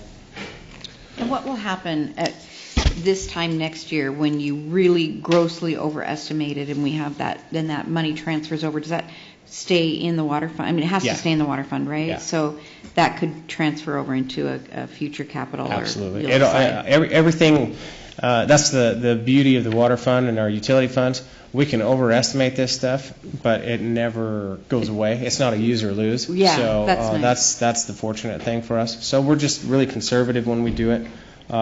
Since you have to do a zero balance budget, you want to make sure you've got enough in this one instead of trying to do other things out there. But they may be able to do other things just as of next year. But it does come back to your beginning balance. So that's kind of it on the water treatment side of it. And water capital for next year, we've set aside some stuff, which is Fund 435, which is just the next page, 89. We're proposing about $1.375 million in capital expenses. That includes our 2nd Street water treatment plant mothball. We've put a little bit of money towards that. Final payment to our membrane contract with the new water treatment plant, which is $125,000. We got a 7th Street water line replacement from Oak to F that we hope to have rolling by next spring. Then we're adding some things back into the water treatment plant that we eliminated when we did the value engineering. We're going to put some things back into it that will make ease of operation go just a little bit better. So that's kind of it on the capital. And then, of course, we're still doing our water meter change-out program to radio read. Actually touch read at this point, but they'll be capable of doing radio read in the future. So that's kind of in the nutshell on the water. Any questions about the water fund in general or specific? I got to tell you, I'm really proud of you guys how well that transition of the water treatment plant worked. Yes. I had no complaints on water quality. Yep. I saw nobody complaining about dirty water. It just really went smooth. Yeah, we had our entire operations section flushing and putting it together, and we had a lot of time to think about it. I still figured we'd have major headaches and problems, and we didn't. We got lucky. Great, good job. Yeah, it was. Ron, when you spoke at the Rotary just a couple of weeks ago, there was one young lady that had a problem with the water. Did you ever follow up to find out what she was complaining about? No, when I didn't know. Something about it metallic-y tasting, but I were they drinking out of a drinking fountain? I don't know. You know, I mean, I don't know. That's the only bad comment that I've heard about it at all. Yeah. And She's over at my house every once in a while, so I'll ask her specifically. She hangs around with my daughter a little bit. So. Okay. All right. Now, are we completely through with Albany now? We will be this year. I mean, in a sense, no, we'll never be through with them, but paying them, yes. We've still got the master plan to deal with and whatnot, but yeah, as far as our water system is concerned, once we eliminate the intake at the 2nd Street plant, we're done. Great. We're done. Okay. Moving on to our storm drainage utility. That is on page 92. Really any big changes here this year from the change order we wrote to do the canal under drain. We've got, I believe it's a $46,000 debt service payment to our street SDCs. That's where we borrowed the money, so that's a big hit to this fund. Needed to be done. I think the biggest highlight is we've budgeted half of the new proposed storm drainage master plan. In fact, we were getting real close to putting an RFP out on the street to get that process started. It'll likely take us a couple of years while they model the system. But our old master plan is from 1989, so it needs to be updated. We need to be looking at some things that, some of our, overall, our storm system works really well. I mean, we actually have a really good cleaning program, but there's just some areas that we need to upsize some pipes, and we'll have them model the entire system for that. Any questions on the drainage?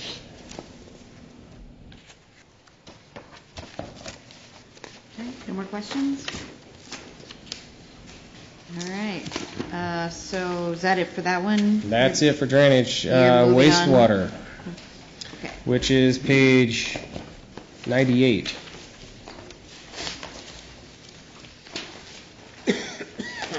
I guess I should back up a little bit. Both drainage and wastewater this year received a 2.3% inflationary increase. We did not do that in water because we came back in really good this year. I mean, when I say really good, enough to absorb the cost. I think our staffing costs were up about 7%, and we had some other materials and services that were up a little bit. So we were able to absorb it in the water fund, but not so much in the wastewater fund, and I'll kind of allude to that here when we get going through it. But they do have we're showing a 2.3% rate adjustment to that for inflation, which will help offset some of those costs. Big things in wastewater, probably most likely the capital section. Most of the rest of it stayed the same. Nothing really too exciting to talk about. The capital is probably the biggest thing to talk about. Probably our West Side Interceptor project and what we're trying to accomplish there. Basically, we have a section of town, the southern section of town, if you consider everything south of Walker Road. That's pretty much it. Where if you don't have a planned development as of now and been through planning, we're not allowing any more development right now. Until we can get a handle on what's going on with our West Side Interceptor. It's a capacity. It was a capacity in 2007, and there hasn't been any big developments that have impacted that, but now we're starting to get a lot of folks come in and want to develop, and we're having to tell them no. So I look for a report from our consulting firm that's doing the modeling on the system we should have a preliminary report in June. And likely we'll be having a work session with the City Council in, I would say, August, I hope, to go over this issue and what's going on, because it's going to greatly impact development. It goes clear out to Cheetah Lake. All that is all tied together. So there's going to be some things there. And of course, then obviously the issues that we're having at the wastewater treatment plant with the solids. We're going to have to deal with the solids handling system at some point in the future. So, and you can see in our budget, we're under the capital section, which is on page 102. We've got our contract services at $1 million. Paul, I think you were asking the outside attorney services. This is where a majority of that for that has been budgeted. So that is where you will find that. And then, of course, the West Side Interceptor has been budgeted out of there, too. Matt and I have been working with the state of Oregon for loans. We're able to fund a loan through some debt service that's coming off. And it looks like we'll probably get a loan through Oregon Clean Water Services, or DEQ, somewhere in the 2.4% interest rate and about $500,000 in forgivable principal. So that's what we're looking at right now. The one bad thing is it ties us to the federal regulations when we do a project, which unfortunately may make it to where we can't do it until 2021 because we'll have to go back through a pretty rigorous environmental. It still saves us money and is probably worth doing. So that's something that we'll probably discuss with the city council here coming up soon. So any questions about wastewater? So that amount for the attorney that I was talking about earlier, that would be in here, not in the contract attorney services that we saw earlier. Correct. Yes. Yes. Okay. Yeah. Yes, it's budgeted in our 475 fund under contract services. Contract. Okay. There's $750,000 budgeted to that. Now, we don't know that we're going to need that. That's just another one of those. Okay. No more questions on utilities? Before you move on, I just wanted to point out on those 3 utilities, we've kind of changed something that from what we've done in the past. In the past, we've taken the money that we reserve for future expenditures for equipment and stuff, and we've moved it into the 820 fund. That actually makes our utility funds look worse than what they actually are because we have several hundred thousands, even over $1 million that are sitting in a different fund that doesn't show that they're for use of the water, storm, and wastewater funds or utilities.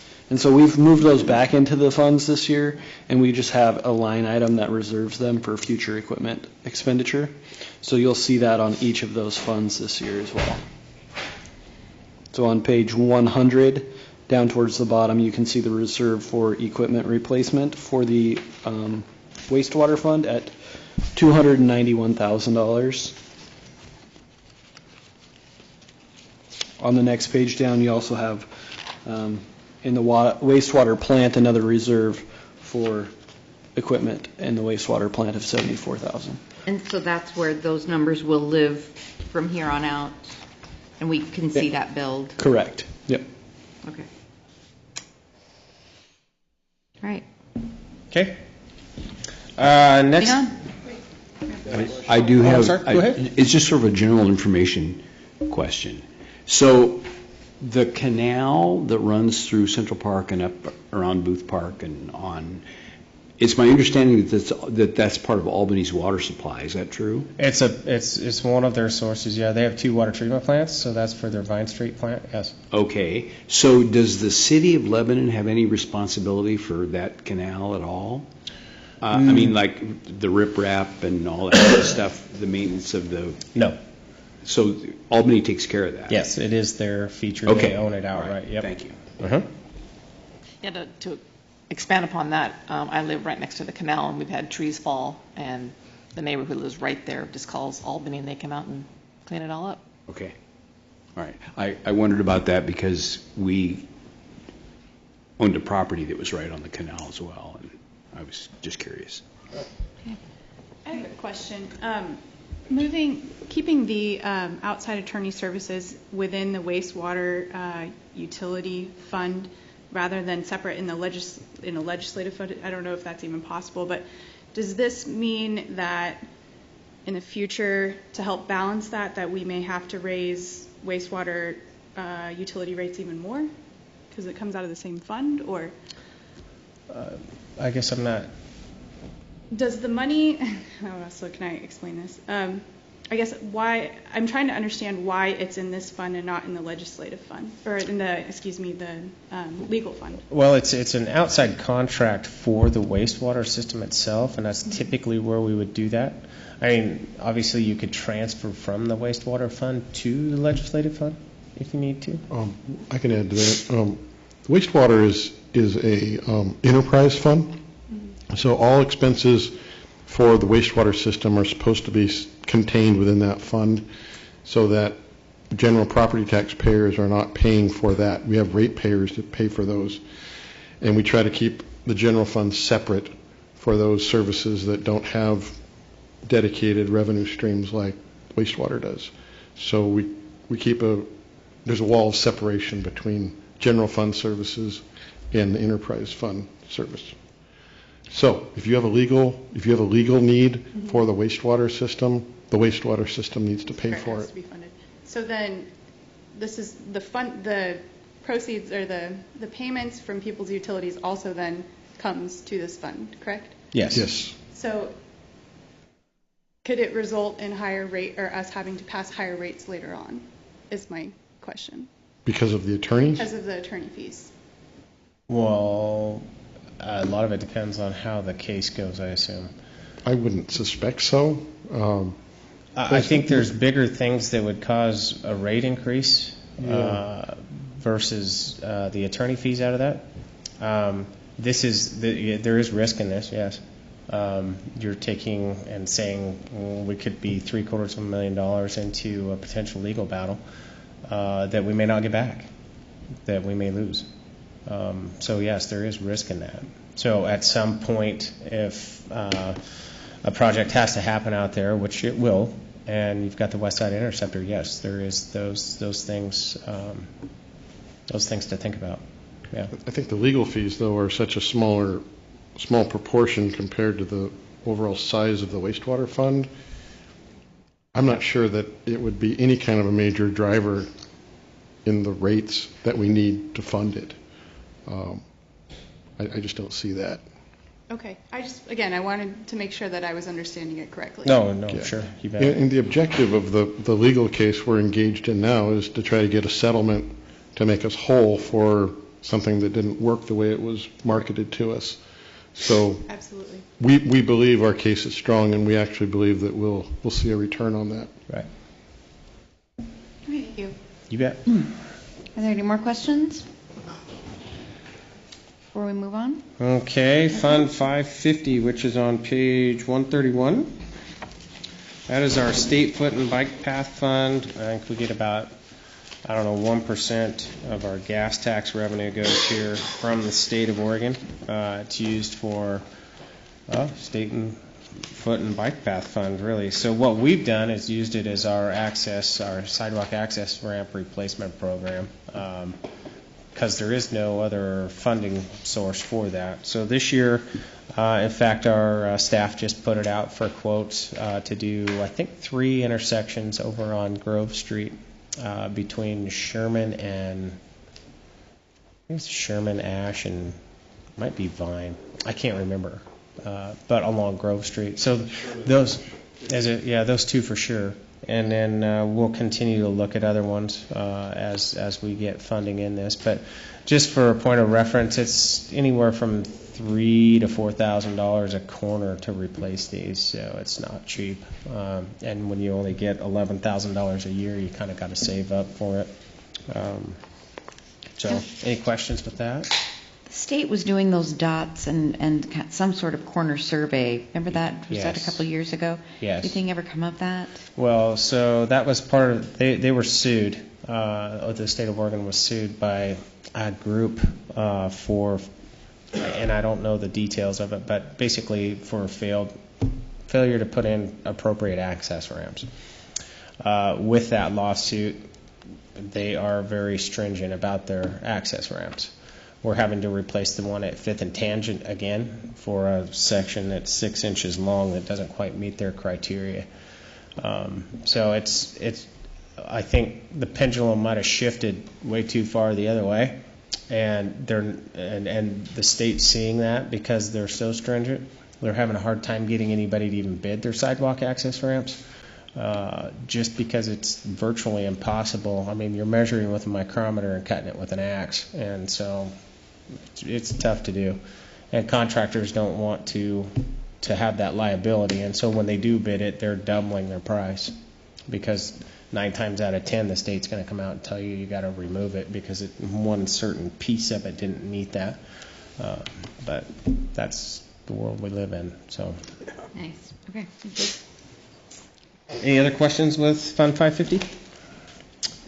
Okay, moving on to Fund 555, which is page 133. That's our Engineering Development Review Fund.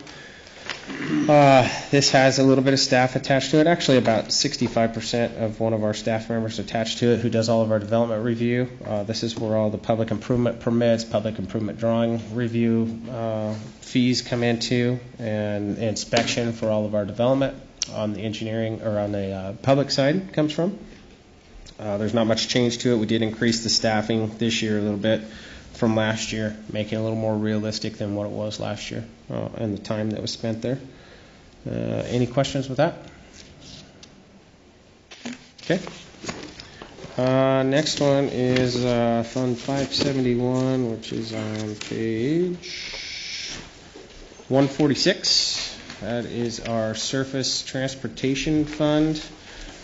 We get money from ODOT every year.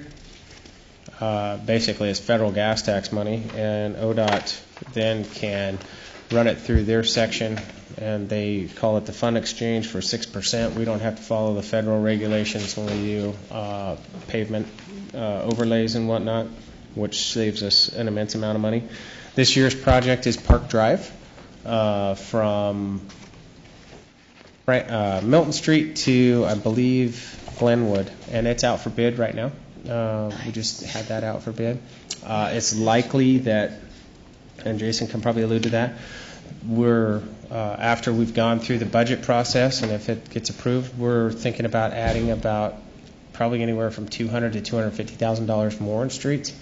That would be North Main Street, Sherman Street, 2nd to Park, and I believe Grant Street from Main to Park, if we can get all that in there. So it'll be a big change order. And that'll come before the city council when we go to award that in June. Okay. Any questions about that? On those side streets that you're talking about that Yes. are really bad, is that basically going down and just recreating them, or is it just topping them over? We're going to do some base repair. I've got one of my staff people looking at that, doing some base repair. He keeps coming back to my office saying, I just don't know how we're going to do this. And I say, I know. So we're going to dig out the worst of the worst and cross our fingers and put something on it. That's really all we have the money to do. But something's going to be better than nothing there at this point. Yeah, that Sherman between Park and Main It's is terrible. It just continues, and you fix it, and it's bad in 6 months. No. It'd be nice if we could just dig them out, but unfortunately we don't have the funding to do that. So that's really what it is, funding, not that we physically can't do it, it's just... No, it's just a matter of dollars. Yeah, by the time we dug all those out, and unfortunately, when you start digging them out, you're going to see utilities that need to replace. The next thing you know, you got $1 million project on your hands, and I call it scope creep. But yeah, we'll get the surfacing fixed up, and if we get a good overlay on it and fix some of the bad base repair areas, it'll hold up for a while. Okay. Thanks. Anything else? Okay. I think I had the SDC funds and all the 8 funds, 840 and whatnot. So if we go to, start with 840, Fund 840, which is 166. Page 166. You've got 815 as well, Ron. What's 815? That's the state highway signal maintenance. Oh, 815. Not a lot to explain there. Okay.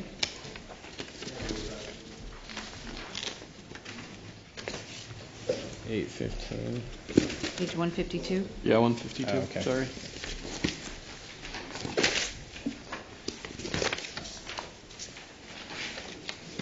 Let's see, what page was that, Matt? Oh, there we go. 152. Okay, so this is basically houses money that's been put aside for the Wellwood Drive signal and also helps with maintenance. We have a contract services line item we call ODOT if we need any work on our signals that are actually our signals. Most of the signals in town are the state's, except for like 5th Street, 2nd Street, Market, South Main.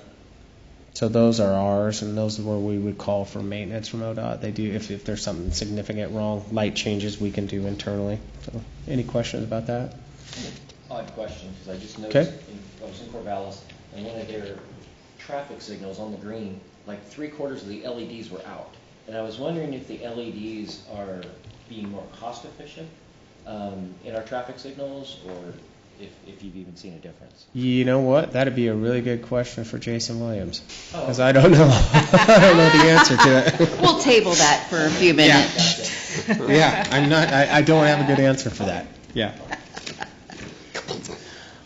Sorry, Jason, about that. Oh yeah. Next one is Fund 840, which is our streets capital maintenance, which doesn't have a lot in it. 166? Yes. So you can see we've got we do have $40,000 in state grant funds coming in here this year. That is to the final payment for the 5th and Tangent Crosswalk project. That's coming in here. We've already spent that money as we had to pay the contractor, but the state, again, this will be the 3rd time that we've worked on the ramp to get that fixed up. So that'll be in there this year. We hold in reserve about $310,000 for Airway Road. That'll likely get used this year, this coming year when we do the West Side Interceptor.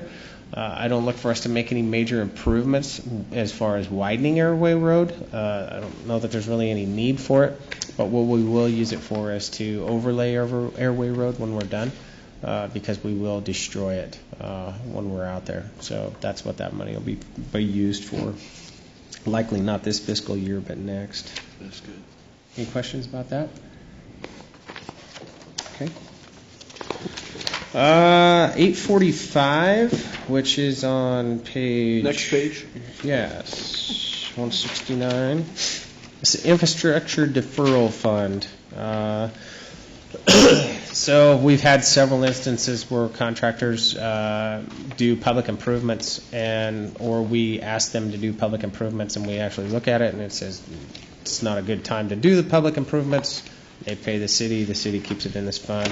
Very little, and it's minor stuff, mostly sidewalks. I think there's one small street extension that's sitting there. When the time is right, those will be done. It's usually when other properties develop that will happen. So no changes to that. It just sits there. And the SDCs, I can go through each of the SDCs if you want, or I can kind of... Want me to ball it up? Yes. Perfect. So biggest things in SDCs, storm drainage SDC, we're going to do, again, the master plan. Notice in water there's very little because we used all the water SDCs on the water treatment plant. Wastewater is 100% going to the West Side Interceptor project. And Jason and I have looked at, and we'll see if we're tough enough to do this, to do a parks master plan next year as well on top of a storm drainage master plan. But it is budgeted in there. We know we need to do one. It's just a matter of whether we'll have enough time to get to it and get the committees together and whatnot. So, and go ahead. Before you go, I just want to, for those who might not know what SDCs are, those are systems development charges, and they're paid by developers to pay for their impact in developing new properties in the community. So we get those monies and we can use them to expand our public systems. Okay. I think that's it, All right, unless you have other questions. Any other questions for Ron? All right, seeing none, I propose that we take a 5-minute break. Look. I just did it. I didn't ask for a second.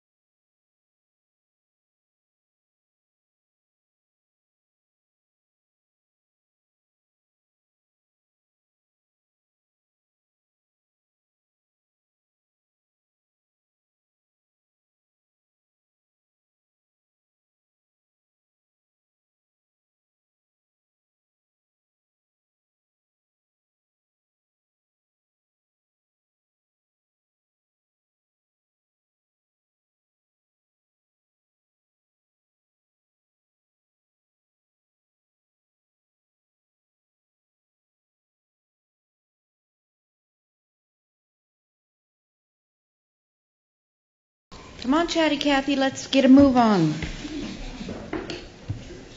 310, Rebecca, 310. 310? I say 3. We can do it. We can.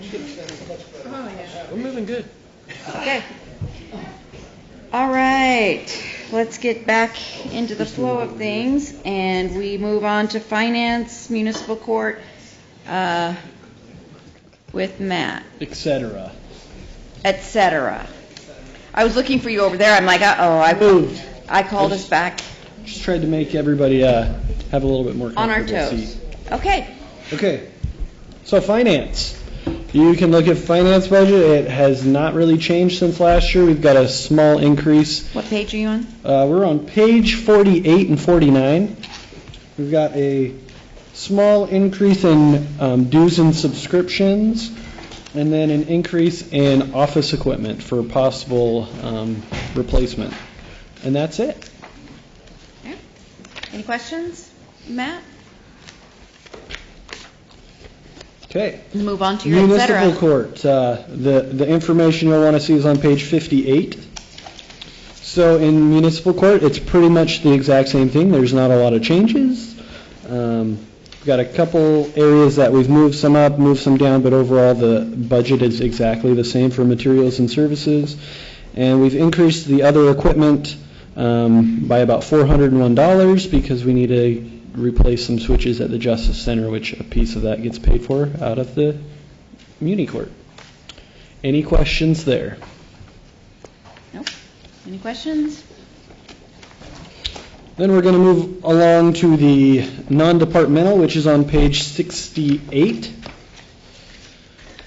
This is where things that overall that affect the whole city, general government get paid out of. Our audit expenses are in here. We've got some computer expenses, contract service expenses. Last year we had budgeted a significant amount because we had the City Hall Master Plan budgeted in there. We also had 2 urban renewal plan developments in there. Those are out. But what we do have in there this year is down in the improvements line item. We have improvements of $274,750. This is $32,000 for City Hall switch replacement that we need to do.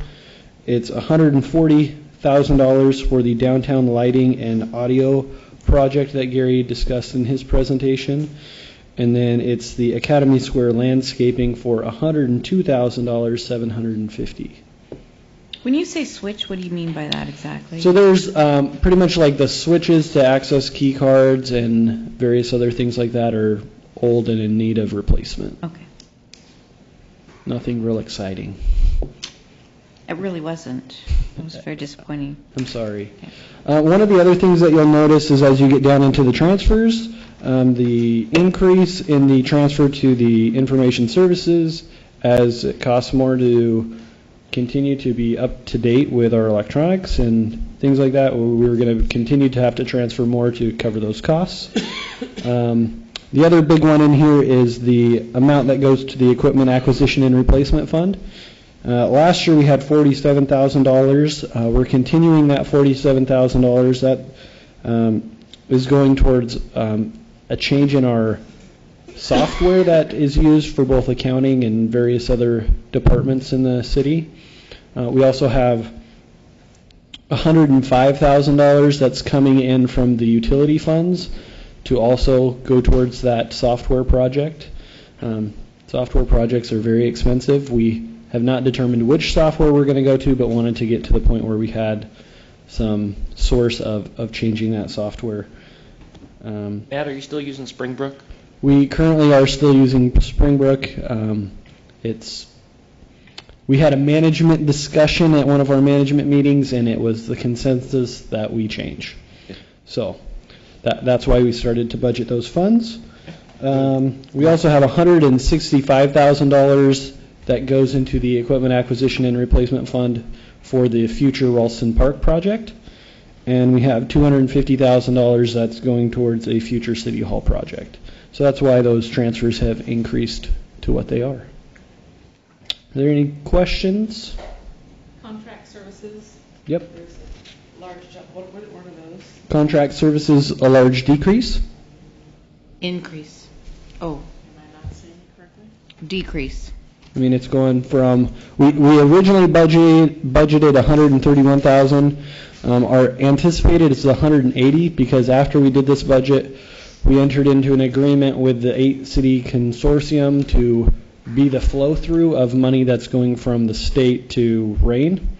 And so because of that, it's a specific purpose. We didn't have to re-budget that money. We're just allowed to let it pass through. That's where we put that.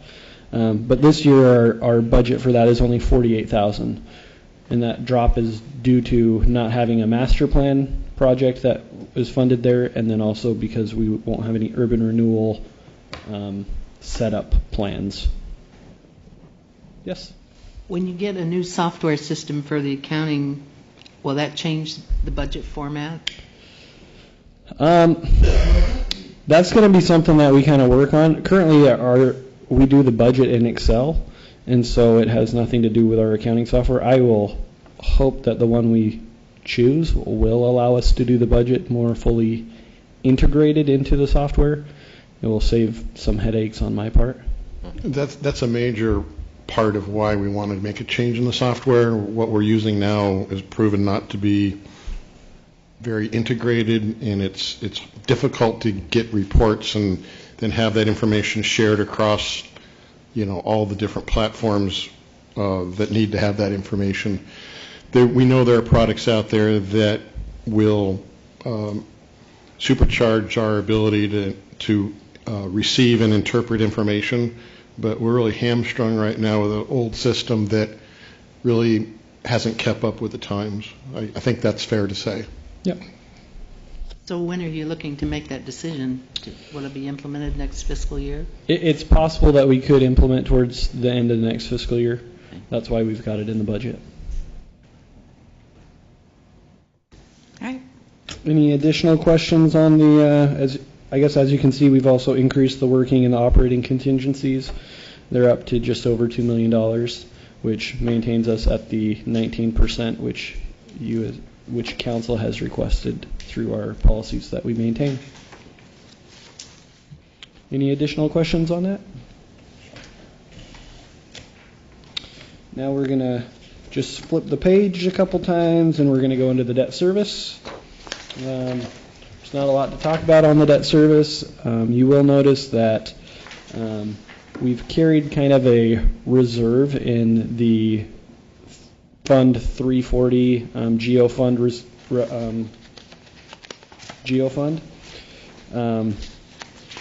How I've budgeted it, we're not going to go out for as much property tax this year so that we can pull that down so we're not sitting on a bunch of money that really just ends up being people's property tax. It's not needed, and technically by doing so we have other IRS regulations that we have to follow and report on called arbitrage. So, any questions on that? Say that again. So, Dumb it down a little bit. If you look at the revenues on page 74, we've had revenues of 1.2 million in 17, 1.4 in 18, 1.48 in 19. It's going down to 1,058,000 because if you look at the bottom of the page, we've had a lot of money left over at the end of the years, and so instead of just having that money to hold, when really it's just we determine how much property tax people need to pay so we can pay off our bonds. We're just going to not tax them as much this year, so we use the money that's just sitting there, and then the next year we'll probably increase that tax again to cover our tax payment or our bond payments. 1 year reprieve. Okay. So what you're saying is that money's in the bank? Yeah. Can you hit your mic button? I don't think it's on. Yeah. It's not working.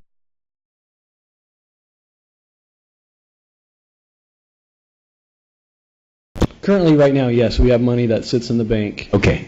All right. Do you know what? He always walks up behind you and makes it look like it was user error. I'll just use this one. I don't know why he does that. Okay. Any Sorry. questions on that one? Okay. Fund 317 is the same as always. We transfer money in to pay our debt service. Fund 330 or 320, which is the next page, 378. Same thing. We transfer money in to pay our PERS obligation. And then we're going to go, if you grab the tab that says Trust and Agency Fund, that'll take you to the final fund that I'm talking about at this point, and that's the Municipal Court Bail Fund. This is really just a fund where money comes in, money goes out. There's no real expense on our part. It's either we take in the money, it goes to a state or federal agency, or it comes to the city into a different fund. So really our revenues match our expenditures and all that we do in it. Trust fund. I've increased it so that we stay within budget, but other than that, it's the same. All right. Is there any other questions for Matt? All right, thank you. Okay. Next up, we're going to talk about some LED lights. It's stop signs or stoplights from Jason.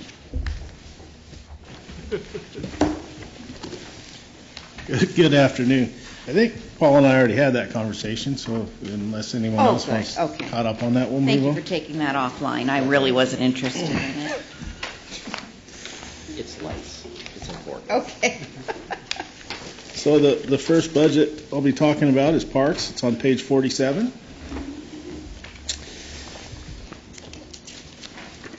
This fund actually shows a reduction. That reduction is we had an employee home funded in here that incorrectly that is now in the right spot, and so that's why it shows the reduction. Materials and services increased, and that's kind of to cover some of our operating expenses. Out of the $333,000, $195,000 of that is just utility costs for parks and trails and things like that. So this covers the school district, all the school district property as well, out of this fund, all the maintenance associated with those four folks. Any questions? Have you had any discussions with them about budget changes for the coming year? Well, we haven't. Last year we increased the contract by $50,000 with the school district. So I believe this year, the way we're set, we're okay. Okay.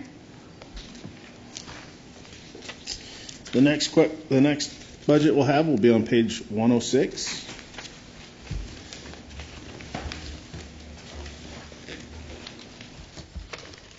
Our motel tax, special revenue fund.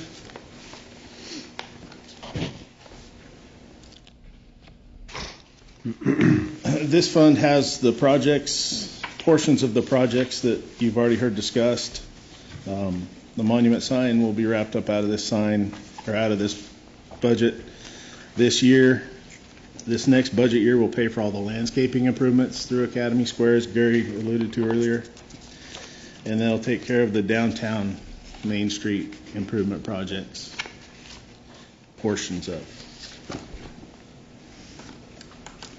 We also use it to support Strawberry Festival and Parade, traffic control, things like that. Okay. This is also where the $25,000 is allocated for the LDA downtown manager. And that's all wrapped up in this 288. Wait a minute. 529? Oh, yeah, 529. Correct. Okay. All right. Any other questions? The next fund will be on page 116. Our Parks Enterprise Fund. This fund consists of Gill's Landing, camping fees, park shelter rental fees. Cheetah Lake is a subset of this fund. And no real big changes throughout this fund. It's kind of limited on the revenue that it receives through usage fees. Any questions about that one?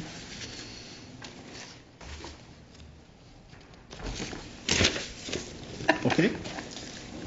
The next one will be on page 119. It's our Parks Grant Fund.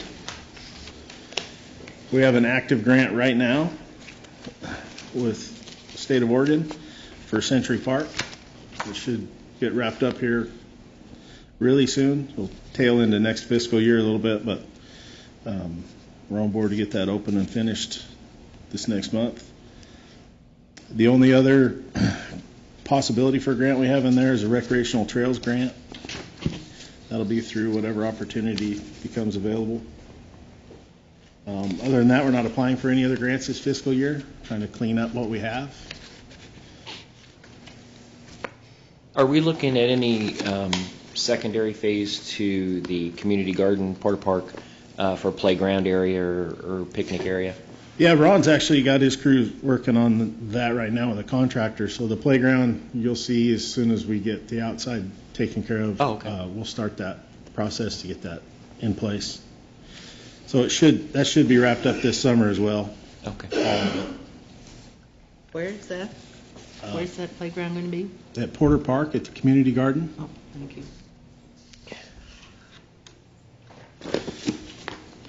Next fund is 545. It's our building maintenance and custodial fund.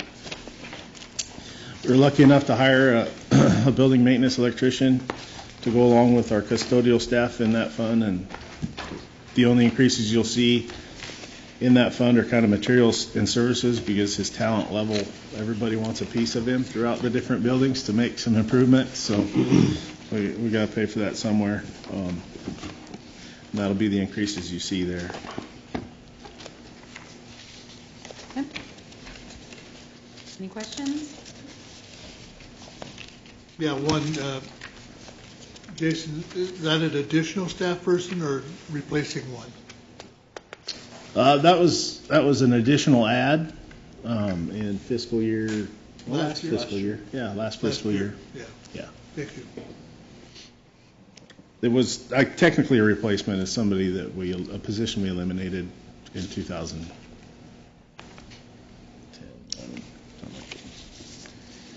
Our next fund is Streets Maintenance, 135. This is gas tax. Page 135. It's gas tax fees. This is kind of hard, the way the payments come in, of really pinpointing exactly what you're going to get, so there's some assumptions made with this, but with Matt's guidance, I think you got a pretty good guess for this next year. It's a pretty significant increase. Part of that will be because I think last year I did not quite understand it well enough, so it did not increase from the previous year in last year's budget. Okay. And so as I learned where that money was coming from, I was able to do a better estimate this year. Okay, good, thank you. With that increase, we're able to, Ron alluded to it earlier, partner with engineering to do some streets projects that are in desperate need. We have $430,000 that we're going to use a portion of for some overlays this year. Some other streets, downtown side streets, are in really bad shape, so we'll tackle those.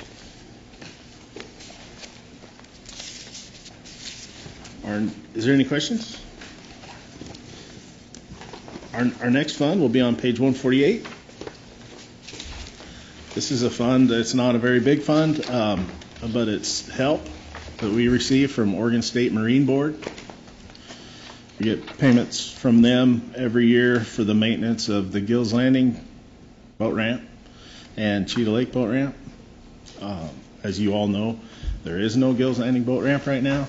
So we picked it up last week in Deaver Connor. It made it that far down the river. Deaver Connor. Wow. Wow. It hooked together still, so 100-foot long boat dock. Oh my gosh. Well, that was a long ways. Put together, but quite mangled. It's destroyed, yeah, so it's now at the landfill. And we're starting the process with some emergency management folks from the state of Oregon to get some funding possibly to replace that. So. What was the cause of that? Was it just the rivers being high? Yeah, it's just the river being high. It actually pulled the 14 leg bolts, long leg bolts out of each section that hold it to the piers that are pounded into the river. Yeah, and it was just amazing how far it made it. So you could see the freeway on I-5 by that rest area. You're heading north before you get to Salem? Yeah. Where the boat dock was. Oh, wow. Couldn't you just deny that it was ours? Say, that's not ours. It was Sweet Homes. It was an yeah. We've never seen that before. That's somebody else's. Absolutely. That's Waterloo. Yeah. Any questions on that? The next budget will be our portion of 820, which is on page 154. In this fund, we have some equipment purchases coming up this next year. Matt informed you guys about the transfer of the money back into the utilities, so this has gone down. We have a street sweeper to buy, so we'll probably have to come back with something to council for that adjustment. And then a large sludge truck to purchase, so. A large, what's that? Sludge truck? Yeah. Thing we. For our waste. Yep, okay. I got you. Our tanker? Go no further. Okay. I got it. Those are only two large purchases we have this year. There's money in here that we saved to help with the downtown project a little bit. So any questions on that? Okay. That is all I have. Thank you very much for your time. All right. Thank you, Jason. Okay, that concludes our department presentations. So now we move on into public hearings. I have no idea what I'm doing. Thank you very much. So I guess I'm going to open a public hearing in regards to state shared revenues. The state every year provides the city of Lebanon and every other city in the state with funds that they share from, I forget what the source is for them, but every city gets an allotment. But to receive that money, they require us to hold a public hearing at our budget committee meeting, and people are then given the citizens are given an opportunity to come in and suggest how that money should be spent. Our money is put into our general fund, and it's used generally to support all of the services that are in the general fund. That's how it's set up right now. Generally. All right, so we open the public hearing and ask if there's anybody from the public who would like to have input on the state shared revenues. Seeing none, we will close the public hearing. Is that correct? Yeah, that's correct. All right. And open for a motion. I move to recommend the city council accept the state revenue sharing monies as non-dedicated revenue in the general fund. Okay. Second. Okay, moved and seconded. All those in favor say aye. Aye. All opposed? Motion carries. Okay, and so now we move to approve the proposed 2019-20 city budget of Lebanon. I move to recommend the city council levy the permanent property tax rate of 5.1364 per 1,000 of assessed value for operating purposes and 1151-330 for payment of bond principal and interest. Okay, been moved? Second. Moved and seconded. All those in favor say aye. Aye. All those opposed? Motion carries. All right, do I have a second motion for the budget? I move to recommend the City Council adopt the fiscal year 2019-2020 budget in the sum of $59,433,182 as proposed by the city's budget officer. Second it. Moved and seconded. All those in favor say aye. Aye. All opposed? Motion carries. All right. We adjourn as the Lebanon Budget Committee and reconvene as the Northwest Lebanon Urban Renewal District Budget Committee.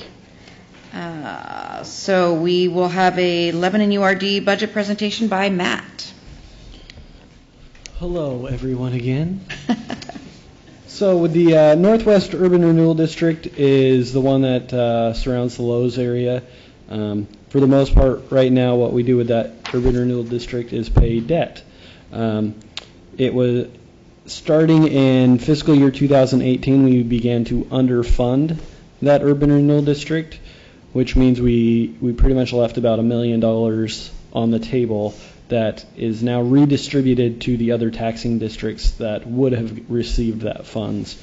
So the city has received some of that, the fire department, the school district, Lynn County. We plan to continue that going forward, and as you look at the budget, everything is pretty much the same as it's been. We're paying off our debt. We have an operating contingency to where if we have opportunities to mitigate some wetland issues, we could do that by coming back to council. Are there any questions?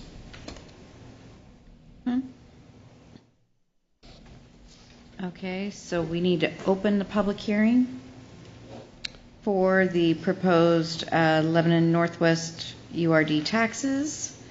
We'll open the public hearing for that. Is there any members of the public who would like to input? Seeing none, we will close the public hearing and have a vote. You have a motion? I move to recommend the City Council approve the Northwest Lebanon URD taxes for fiscal year 2019-20 at the tax increment value of $105 million. Second. Moved and seconded. All those in favor say aye. Aye. All opposed? Motion carries. All right, do we have another motion for the proposed Northwest URD budget? Do I open another public hearing for that? Okay, I'd like to open a public hearing for the proposed Northwest Lebanon URD budget. Do we have any members of the public who would like to have any input in this? Seeing none, I will close the public hearing and ask for a motion. I move to recommend the City Council adopt the FY 2019-2020 Northwest Lebanon URD budget in the sum of $3,496,097 as proposed by the agency's budget officer. Second it. Moved and seconded. All those in favor say aye. Aye. All opposed? Motion carries.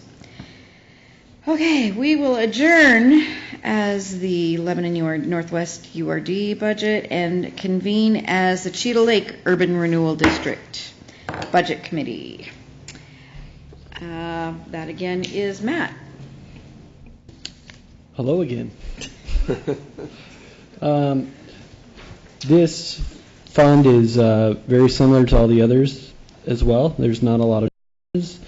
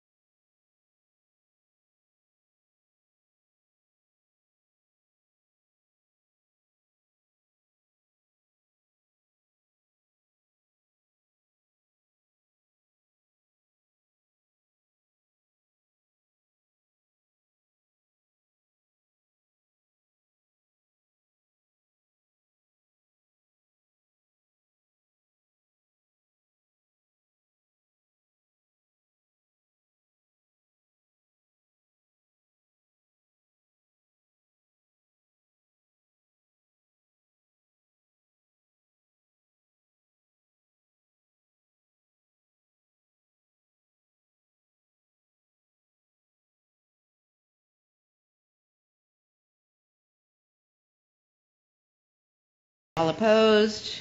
Motion carries. We will adjourn and convene as the Northwest Urban Renewal District Budget Committee.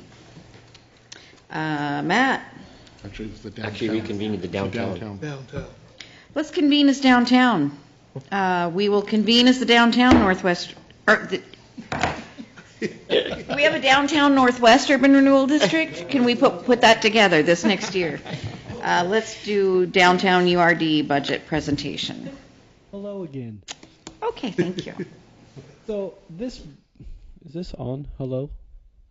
Hello? Doesn't sound like it. So this budget has been more of a guess, as this is the first year of the Downtown Urban Renewal District. We really have no idea what kind of tax dollars we'll be receiving in, and really don't anticipate being able to do any type of project. Overall, we'll probably still have some fees to the state for various filing fees. So we've budgeted $1,000 to make sure we can cover those. All right. Any questions?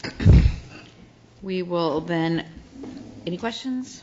We'll open the public hearing to see if there's any public input on the downtown URD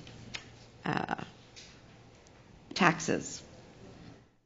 Okay, seeing none, we will close the public hearing, and I would entertain a motion. I move to recommend the City Council approve the downtown URD taxes for fiscal year 2019-20 at the rate of 100% of the amount from the Division of Tax. Second. Moved and seconded. All those in favor say aye. Aye. All opposed? Okay. Then moving on to the URD budget. We will open the public hearing for the downtown URD budget. Any members of the public who would like to have any input? Seeing none, we will close the public hearing. Entertain a motion. I move to recommend the City Council adopt the fiscal year 2019-2020 downtown URD budget in the sum of $1,000 as proposed by the agency's budget officer. Second. Moved and seconded. All those in favor say aye. Aye. All opposed? Motion carries. We will adjourn and reconvene as the Lebanon Budget Committee. We're back. We're back. Whew, feels so good. Okay, are there any comments then from the committee? Yes. Yes, I don't know if I'm speaking as a member of the public or as a member of the committee, but I have a concern that I'd like to express. And I will admit to a lot of ignorance about the topic I'm about to bring up, because I'm not an engineer, and I'm not a physicist, and I'm not an electrical engineer. I have no knowledge of that kind of stuff. But 3 weeks ago, it was brought to my attention by a friend that that there are several smaller towns in the state of Oregon that are being wired for 5G as of this moment. Looking out at my street, every other lamppost up and down the street has got a 5G antenna on it. Cell towers have been around for a number of years now, and they're about every 5 to 7 miles. 5G requires that antennas be every approximately 200 feet around every place, and instead of 1,200 feet in the air, they're 40 feet above the ground. And 5G is a whole different, has whole different, what did I do? Oh, there it is. Has whole different health implications than what 3 and 4G do. There are a lot of questions as to whether or not 3 and 4G are healthy, but the overwhelming majority of scientific people and medical people agree that 5G is not very healthy. I talked to Mr. Marks about this when I first found out about it, and asked him if it would be okay. I tried to get to the city council meeting last week, but I was working and I couldn't get here. And I plan to bring a presentation to the June council meeting, because I think that we could possibly set the trend in the state of Oregon as far as resisting this thing. There's a lot of data out there about the danger of radio waves of all sorts. And it's been well documented that at about, and again, I'm not an engineer, so I don't understand all this stuff, but at about 5 millivolts per square centimeter, there's DNA damage. If you do a test of one of those smart meters that PP&L has installed in everybody's house, those emit somewhere between 7 and 10. And the city of the European Union has established that safe levels of emitted radiation like this are somewhere in the 15 to 20 range. Russia and China have established 10 as a safe level. The US of A and Canada, in their wisdom, have established a level of 600 to 1,000 is a safe level, which sort of brings into the umbrella of Verizon and AT&T and et cetera, who have taken it in their wisdom to go ahead and wire all these small towns. Small towns are easier to wire because we have telephone poles. The city of Corvallis doesn't have as many visible transmitters because they have a lot of underground wiring. But all you have to do is look out at the street poles and you see these little C clamps, and those are 5G transmitters. Sort of as an aside, there has come to be a resistance to putting cell towers on the top of schools and places where small children grow and develop. If you look at the schools around the city here, you will find that there's no difference in how many telephone poles are covered by them around the schools and around the parks as there are around your home and mine. And I think that this is an area of concern. Now, what's interesting is that Congress has said that the cell phone companies have no liability as far as this issue is concerned, but there are a number of towns who have banned 5G until the health data comes in. The city of Brussels, interestingly, the capital of the European Union, has said that they will not allow 5G in until the health issues are settled. I view this as a health issue because I'm a practicing physician and I've been doing this for a lot of years, and I see things that we once thought, oh, they're safe, and they turn out to be not so good. So at any rate, what I'm doing today is I don't have a prepared statement or anything like that. I'm sort of speaking off the cuff, but I think that this needs to come to the City Council's attention, and I'm taking this venue to do that. I do intend to have a presentation, and I do intend to be at the council meeting on June whatever it is, 8th or whatever that date is. Yes. No. And 12th. Is it the 12th? Okay, yeah, I hope to be there for that.